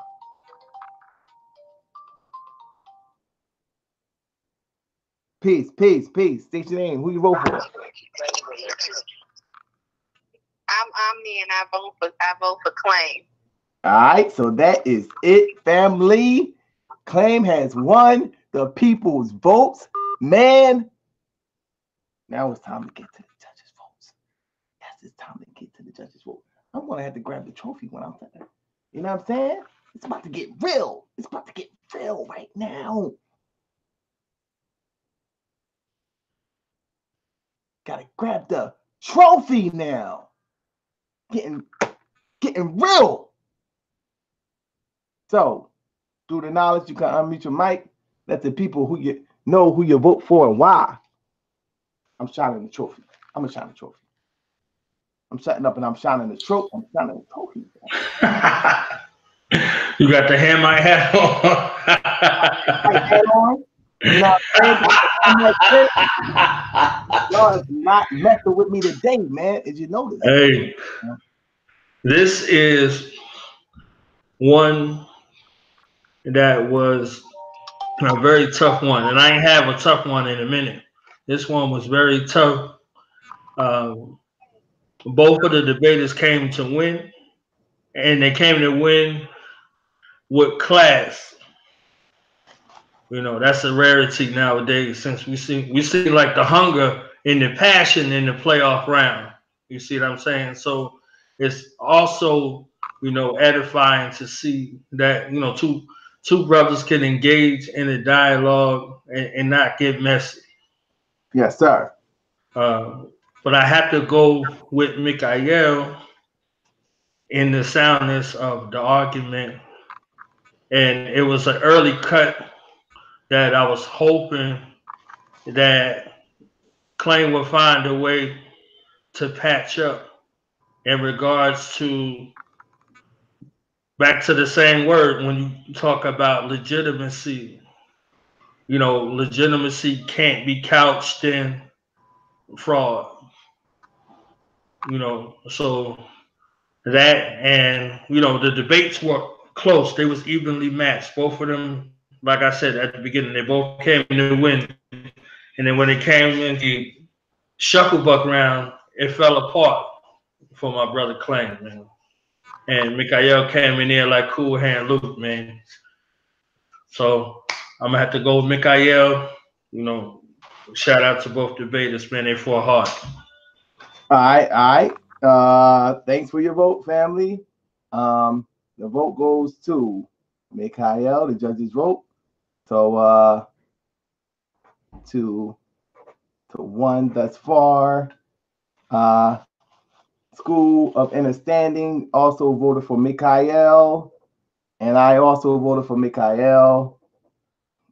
The reason why I voted for MikhaEL is because, you know, the topic of the debate is simple. You know, the legitimacy of the 12 tribes chart, according to REI. I mean, he laid down a solid premise. He showed that the elders said that, you know, this whole thing was made up, and that kind of laid the foundation to his presentation.